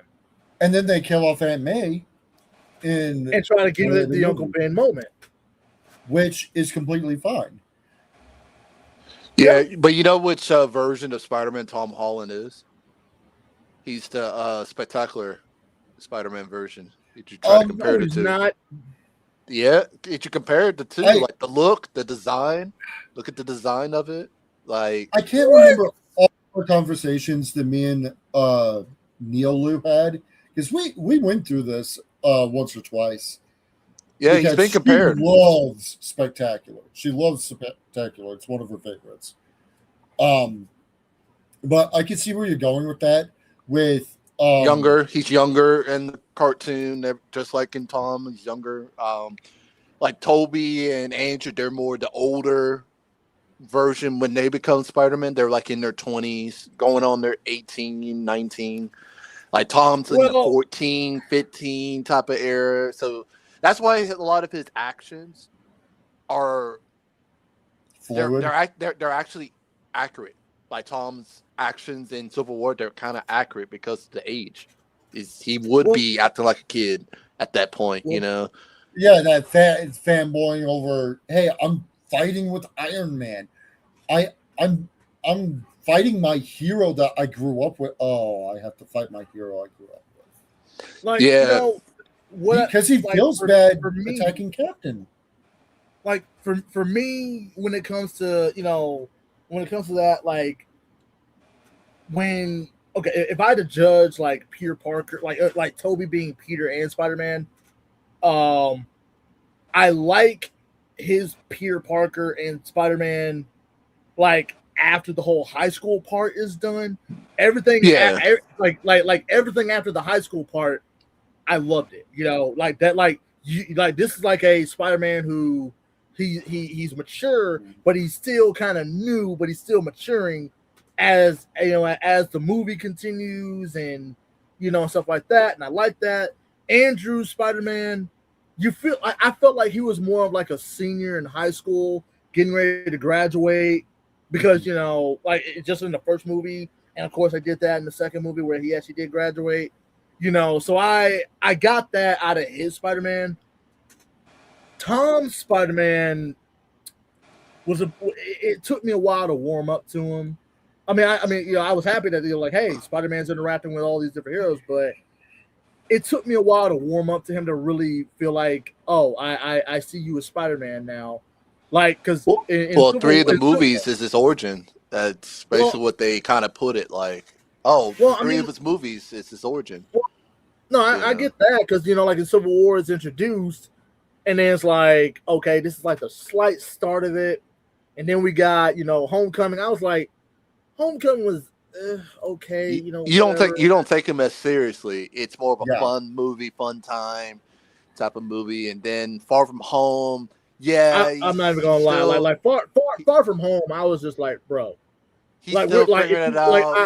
I really don't care. I really did not care for Far From Home, only because, for one, bro, there's so many things that really that I did not like for Peter in Far From Home. One, dude, he's crying the whole time. That's another one. You just got done. Like, okay, you're so focused on trying to get with MJ, like, bro. Do you remember you just died and been gone for 5 years? That is a traumatic thing that you should be thinking about right now. You should be having PTSD. You ain't like, how are you having more issues with Tony dying?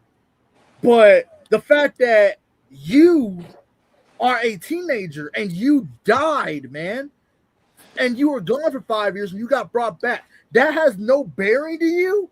Tony's death has more bearing to you? I think the whole thing was when Nick Fury came in, which, I don't think about it, that was probably the strangest part of the whole movie, because I thought the whole time Nick Fury's actually in this scene. No, it's one of those alien creatures from Captain Marvel posing as. Because all he was supposed to do was give the Kree, I believe they're called. Man, yeah, that part he was only supposed to give. My bad, like, my marriage verse. Oh no, you're good. Like, me personally, the way I look at it, even to this day when I watch it, I always feel like, the real Nick Fury is the one that we see at the beginning of the movie, and when he talks to Spider-Man, and stuff like that, explaining about Mysterio and stuff like that. I feel like that is the real Nick Fury, but somewhere toward the middle and toward the end, he's like, you know what, Well, I'll you break got it this, to you, bro. Rangerverse. Nick Fury is not shown until the post-credit scene. That's on the beach in the spaceship in the air. Because if you know Nick Fury, what's one thing they call him? The real Nick Fury. They don't ever call him Nick. It's always Fury. They call him Fury. But if you go back in the beginning of the movie, I swear to God, the girl says Nick. I swear to God, she says Nick. That's how I knew. When I go back, I'm like, okay, there's something off with that. I don't know what it was until the post-credit scene where they changed back to the original form. I was like, I freaking knew it. It wasn't because he was too invested. He wouldn't be that invested. There was nothing interesting. I mean, he played Nick Fury pretty good, though. Oh yeah, he did. But you really think about it, Spider-Man, he's not Tony at that moment. He's nowhere near being ready to run a team by himself. Why is Nick Fury trying to recruit him? He should be really trying to recruit Mysterio, even though he was a fraud. But you know what I mean, though.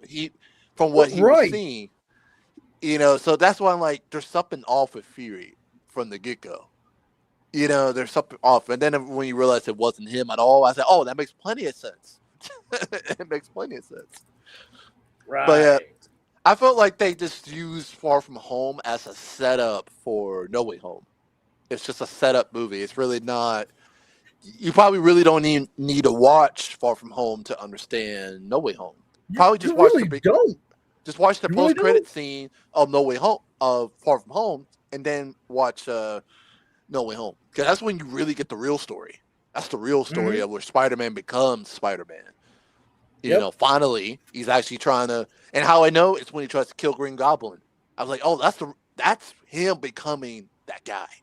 And that's where Toby knew, where he's like, okay, I got to stop him before he goes and does something he can't come back from. Because for me, when I finally started to feel like, oh, he's starting to be Spider-Man, was when Aunt May died, and it's like he shutting himself off from everybody. He wants to be alone. He's pissed. His best acting. Wants to kill Goblin. Most best. His best acting out of all. Best actor for sure. Finally, man, we get emotional seeing up.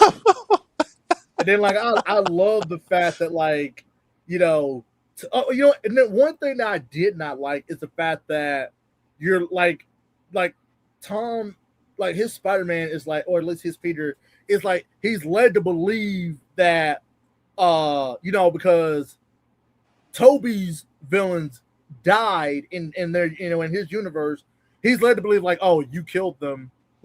Dude, he didn't kill none of them. No one ever said, and even if you go back to the scene before, Sandman literally said that, oh no, Octavius, this is how you died fighting Spider-Man. He didn't say Spider-Man killed you while you were doing this. No. That's just one thing about that I did not like, is that Tom. I think it was manipulation. Yeah, manipulation was going on. Like Green Goblin, if I got it right, he was manipulating everything. Oh yeah, 100%. Make him think oh yeah, we don't need to stick with Spider-Man. He tried to kill us. He tried to do this. We need to. God gave us gifts. Willem Dafoe is awesome, man. He's a good actor. He's awesome. He's awesome. He's the only Green Goblin for me. Yeah, they recast him. I don't know how I'm going to feel doing Tom Holland's. I don't know how I'm going to feel. But I get it. Willem Dafoe's old. He's getting old, man. He's getting old. They'd had to wait. They'd had to wait a good amount. It's kind of like Hugh Jackman and Patrick Stewart for Wolverine and Professor X, man. And you got to build it up. You kind of got to build them up, though. Right now, with Brand New Day, I like the villains we have. We're gonna get. I like it for now. I agree. For now, you know what I mean.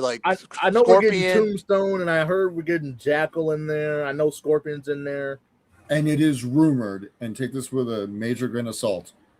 We're getting Hobgoblin. Oh, so Ned's It's gonna too become late for that. Hobgoblin. Yeah, too late. that's the rumor. Ned's becoming Hobgoblin. So too so late is he for gonna that. is he gonna have a Shazam moment? He's gonna grow. He's gonna translate into a very fit guy to be. I'm just. Well, That's why I'm saying it's too late. well, That's why here's I'm the saying thing. it's too late. Well, no, here's the thing. We've seen this sort of transformation before. Yeah, it can If we- happen though. That's why I was. If we go, well, here's the thing. If we go back to Spider-Man 1, how did Norman become the Green Goblin? That is true though. He was Willem making Dafoe a was a super skinny soldier. dude. He was a skinny dude. I know, but they were trying to make a super soldier serum. Right. I feel like that's all they probably would have to do. See, I never understood 100% what they were trying to do with that. I never really fully understood what that was. I did not realize that was a super soldier serum that they were trying to do. I mentioned Green Goblin as coworker because they call it performance enhancers, but yeah, I kind I of just describe see that being Goblin a as a super- Captain America gone wrong. That's can how see I that. kind of describe him. Yeah, so because he does. He starts off skinny, but when he puts the serum and the smoke comes down, he gets. I think the like smoke that. You actually get was to see how do I put it? A stabilizer, while the actual serum, the green stuff, was the actual, serum that they were trying to make or recreate. Here's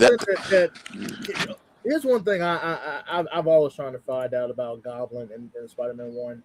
Okay, like we know how Norman is, before he gets the Goblin serum and everything. Okay, how, like, even to this day when I watch it, I feel like it's always like this Jekyll and Hyde split personality thing. But You overdid it. is Goblin like Norman? Like is Goblin Norman's like subconscious where he suppresses what he really wants to do and say and act? It depends on which Goblin you're talking about, though. Just the Hobgoblin and the Green Goblin. No, like Green Goblin, like from Spider-Man 1. Honestly, I don't remember them. It's besides the enhancers. Because it's created played up like it's a created Dr. him? Jekyll and Mr. Hyde kind of thing, but they also kind of hint at it that it's still a Norman, like he knows what he's doing, but it's like a subconscious thing. Yeah, because Green Goblin takes over. That's when he takes over. Like I don't think Norman has any like control over that. Personally, Apparently he does, because at the end of Spider-Man 1, when he's summoning the glider, he's talking to Peter like as Norman, but you could tell it's still Goblin. It's still Goblin talking. Yeah, that's why I feel like Goblin has complete control because he uses. So that was Goblin. So he uses Norman, to what do you call it? To manipulate. I thought that was Norman doing that. No, I think when he becomes Goblin, until he gets rid of what's in his body, it's Goblin the whole time. Though it's never Norman and all that. Because like in No Way Home, you could clearly tell that that there's some psychological kind of thing going on with Norman. Like he's this frail, split personality. Guy. Split personality, yeah, you got it. So but isn't that how he is in the first Spider-Man movie then? Because it seems like it's not, but it is. But then when you get to No Way Home, it's like it's a split personality straight up. Yeah, and until he gets what you call it with the needle. If you think about it, with No Way Home, when all the villains come in, they're all villains that died. Doc Ock died. Green Goblin died, Electro, I think, and Sandman. Yeah. Which Well, no, sucked. Sandman didn't die. He just left. You know the weird part about Sandman, that the actor though, the reason And why was he why saying the whole time? you want to know why though? Because he wasn't there on the set. He came and did voiceover stuff, and Wait, and you're probably gonna ask, well, how do they do that? Because there's some scenes where they showed him regular. Well, really look at it, it's funny. that's the same scene from Spider-Man 3. It's clips from Spider-Man 3 that they put in there. Knew it. Freaking knew it. Yeah, that's exactly what they do. Same thing dumb. with same thing with the Lizard. Same thing with the Lizard. When he became back into Dr. Connors, it was clips from Spider-Man 1. That's exactly how they did it. That was the How they same did thing, it though, it too? was interesting though. I give him Well, credit for that. But it was Lizard was never. We only got Lizard in Amazing Spider-Man 2. No, he was in the first one. In the first Spider-Man? Yeah, in It was all Andrew about Garfield. Goblin. Oh, Oh, Andrew and Garfield. Andrew Garfield. Yeah. Okay. Garfield, yes. Okay, it was the first. Yeah, that's Okay. what I was talking about. They used clips from because they wasn't actually confused me there. They wasn't actually there. I think they just got voiceovers from them. That's how they were able to keep it going. That's why you kept the Lizard as the Lizard the whole time, and you kept Sandman as the Sandman the whole time. Yeah, because Well, that makes a lot of sense now that I look at it like that. Yeah, okay. With all the CGI they had to make for at least the Sandman for all of his moves and whatnot. Okay, I will give CGI credit for that. Lizard, they could have put a man in a suit easily. I personally believe that, man. I used to I've been it's like Alien, the first Alien movie. I love practical effects. That's stuff I love. And that's why all the werewolf movies get shit on right now, because they all use CGI.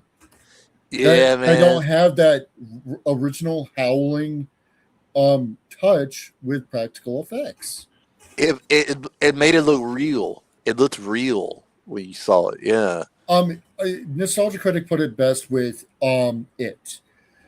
Exactly. It is not something. It is not like a ghost you can physically touch.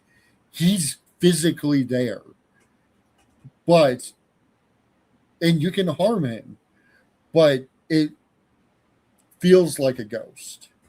Right. Something to that effect. You talking about Pennywise? Yeah.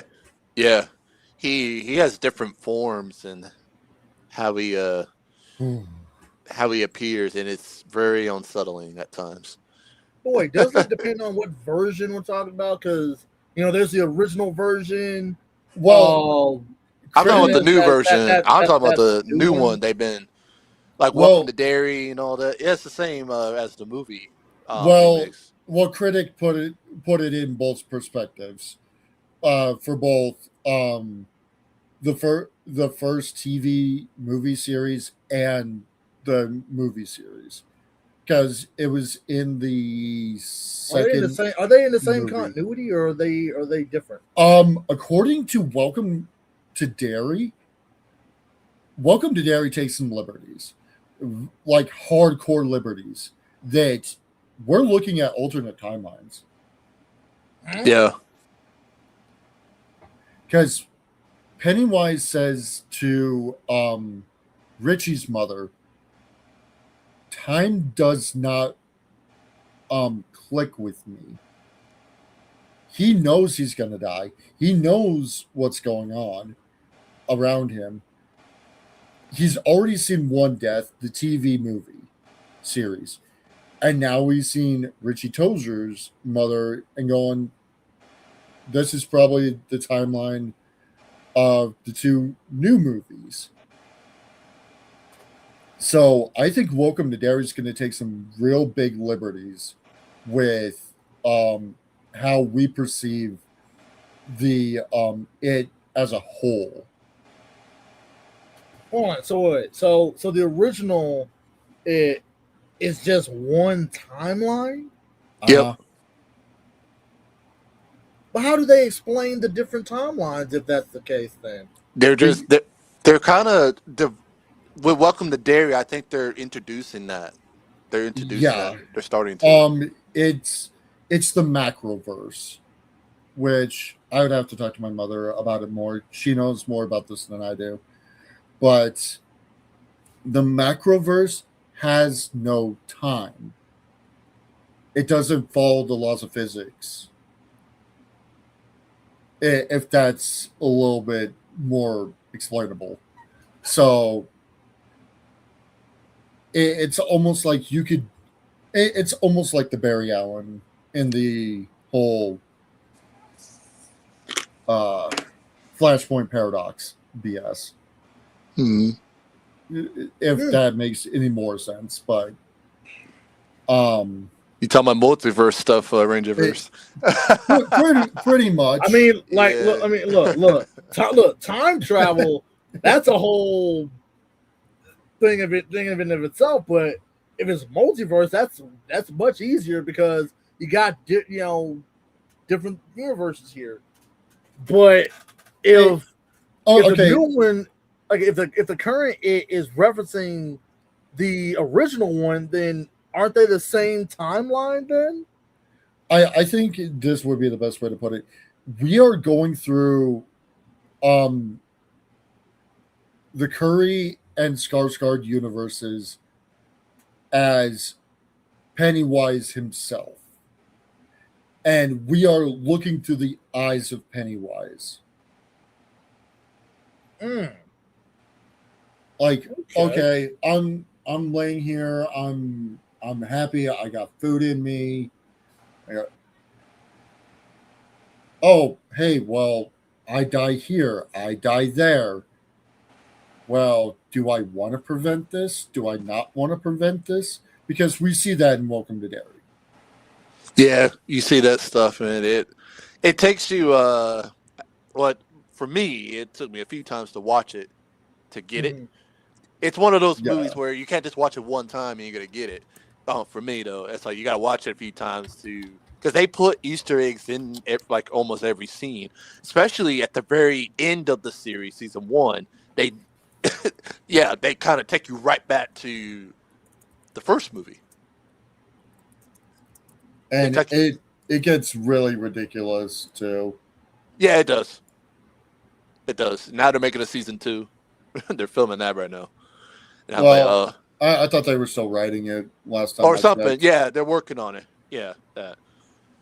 Yeah, and I'm like, okay. I do like the actor that plays Pennywise. He's a good actor. I was skeptical about Skarsgård. I did not like him in the first It movie. I'm warming up to him. Was it the second one? You kind of got in.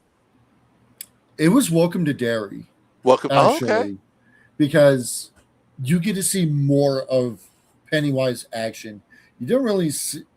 You only see him in jump scares and stuff in the first 2 movies, and I'm like, well, you know how they treat him. You know how they treat him. They treat him like they do Darth Vader in the Star Wars movies. He's only in there for like a certain amount of time. Yeah, and you can't get used to the character. Which I get, he's supposed to be, a cosmic entity hell bent on eating children every 27 years. But you want to understand the villain. You want to understand them a little bit more, Yeah, not sympathize with them per se, but that whole iteration of, hey, I feel like that's where a lot of movies nowadays fail with villains, is that they're trying, like, every villain that keeps coming, it's like, well, we got to sympathize with them. We got to, like, we can't just understand why they're evil and let them still be evil. We have to feel for them. We have to sympathize with, like, what happened to villains just being villains for the heck of it because they want to be a villain? See, that was my thinking when I came across. I know there was one creator on Facebook that keeps popping up for me. And he keeps saying, well, Faerun is racist against demons. The demons want to take over the world, and they're not going to be sympathetic about it. They don't care. They're just like, Let's see. Let's try this plot today.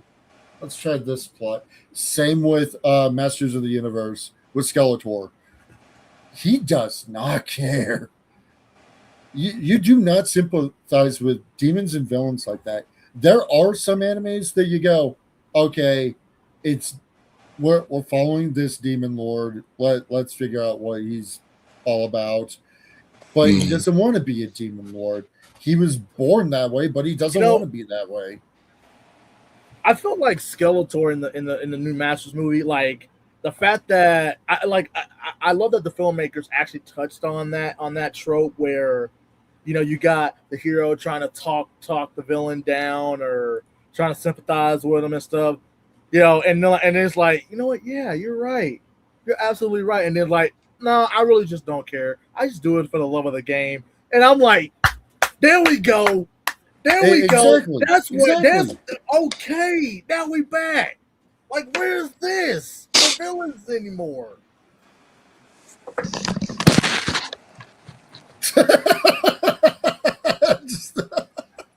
That was perfect. Oh man. You all right? You good? This man talking junk though in the DMs, man. I just seen it too. I was like, okay. And even with Morbius, as much as a terrible movie it was, it's another standpoint of that. Well, Morbius is a character you can definitely relate to. He was a doctor, and he developed some sort of disease. I forget what disease it was off the top of my head. And he wanted to try to find a cure for it. And guess what? He became a vampire.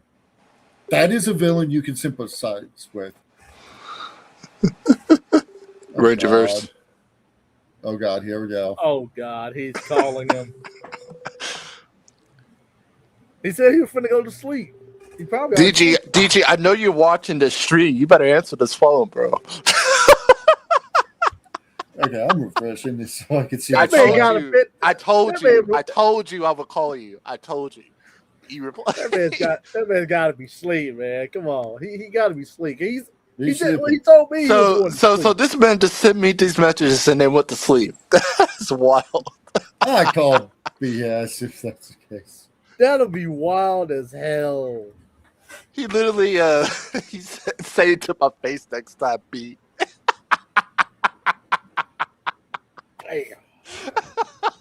And I don't mind sympathizing with villains if the storyline is good, but there's got to be like if they're just like, I don't give a shit. I'm gonna just take over the world to take over the world. Then let them take over the world for the sake of take over the world. Yeah. Don't let them. Don't sympathize with them. Yeah, but I did like Welcome to Derry though. I thought that was I understand Pennywise a lot more with that than the movie. Yeah, I even have an animatronic of him for Halloween. Yeah, Welcome to Derry. I would definitely suggest watching Welcome to Derry Rangerverse. If you're not used to kids dying, though, don't watch it, though. But if you're used to that, you don't get the tragedies for that. Yeah, they do some crazy stuff, though. There's some creatures in there. I don't even know what the heck they are, what to call them. and I will say this as well. There is going to be racism in it. There is a time. It is a timepiece. But again, for the and I'm going to put it like this. Yes, black people during that age had every right to be terrified, and Pennywise takes full advantage of that. Yes, he does. And he's a piece of shit. He's a piece of shit. Pennywise is a piece of shit. Well, he wants the fear. He wants to numb that fear. He loves the fear. It makes his. And he comes at the right time. He knows when to come in the scene. Yep. When things are happening very bad, you think he's not showing up. And I have to go back to like Doom stuff for this one. The wife, I forget her name off the top of my head, the grandmother for William. Oh yeah. When she said she was an activist and she has friends that can come down, my immediate thought went, "You moron! Don't give Pennywise ammo. Do not give Pennywise more food. You idiots!" Yeah, it's crazy. All you're doing is bringing in more people for him to go, okay, here's my menu. Yes, I would like the African American boy with the fishing rod. Can we have the little girl be flambéed, please? It's real shit, man.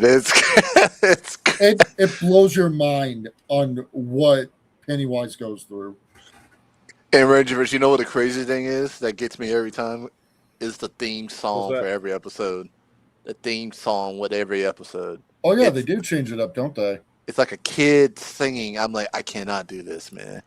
Because you guys are trying to give me trauma, man. You're trying to give me trauma, man. But it gave me it gave me PTSD for a while. God, it's crazy, man. It's what I wish a lot of horror movies do. Should do. It's what I wish. Obsession is probably the closest I got into anything close to that. Backrooms didn't have no freaking. Mm-mm. They didn't have no plot to it though, man. That was the only. Well, I was actually that's the whole point of it. That's the whole point of the Backrooms is. The Backrooms is an infinite space, like the cube. Right. And there's entities in it contained, but if people, enter that and get locked in for some odd reason, they have to find their way out. Well, these entities are going to hunt them no matter what. So, Brent, where the heck did you come from, man? Pretty much. But hey, guys, I'm gonna let you guys go because I got work in the morning. You have me balls. That's crazy. When Brent comes in, it's time to go, right? No, like real talk. It's like almost midnight. Dang, Brent. Why you have to come ruin it, man? What are you doing? Bro, it was man. It's almost midnight for me, man. It's like 11:38 right now. Oh, it's the same day for me. Oh, you're only an hour ahead of me. No wonder I got a little off. Like I need that sleep, man. I need to sleep too, though. But it's a good conversation, man. I haven't seen anyone that talks about Pennywise though, so that's the first. A lot of people they said, no, I don't want to talk about that shit. I don't want to talk about that shit. I was like, come on, man. Yeah. We gotta talk about the weird stuff sometimes, man. It's and if I didn't know any better, I'd say Rangerverse had a face though in the background, man, of him. Here's a good well, one more thing before we bolt out. Brent, I highly agree with you, but there was an interview that she did where she's like, well, she could be, but I'm not sure yet. It's all up to the writers. And we also kind of saw the woke propaganda with Supergirl the series. Yeah, that's actually on Netflix still now. It came across my feed. I said, oh. Because they do, they are in the multiverse with I want to say the Snyderverse at the time. It's the Snyderverse they're connected to. Yeah. Don't ask me. I lost track of around like during the Crisis on Infinite Earths event. Yeah, it was the Flash. It was the Flash part they did. Yeah, like Flash had a crossover, like a brief little crossover with Ezra Miller's Flash. I was like, bro, why y'all do it? Why y'all could have had anybody else from the Snyderverse, and I would have been happy with it. But him, really? Yeah, I don't like him at all, though. To be honest with you, though, not even as a human stuff he's done. Oh no, there's some stuff he's done that's just no. Yeah, I can't support it. I can't Yeah, support that. well, as But far what- but yeah, as a woke But what- character, we'll have to wait and see what they do yeah. with the next movie.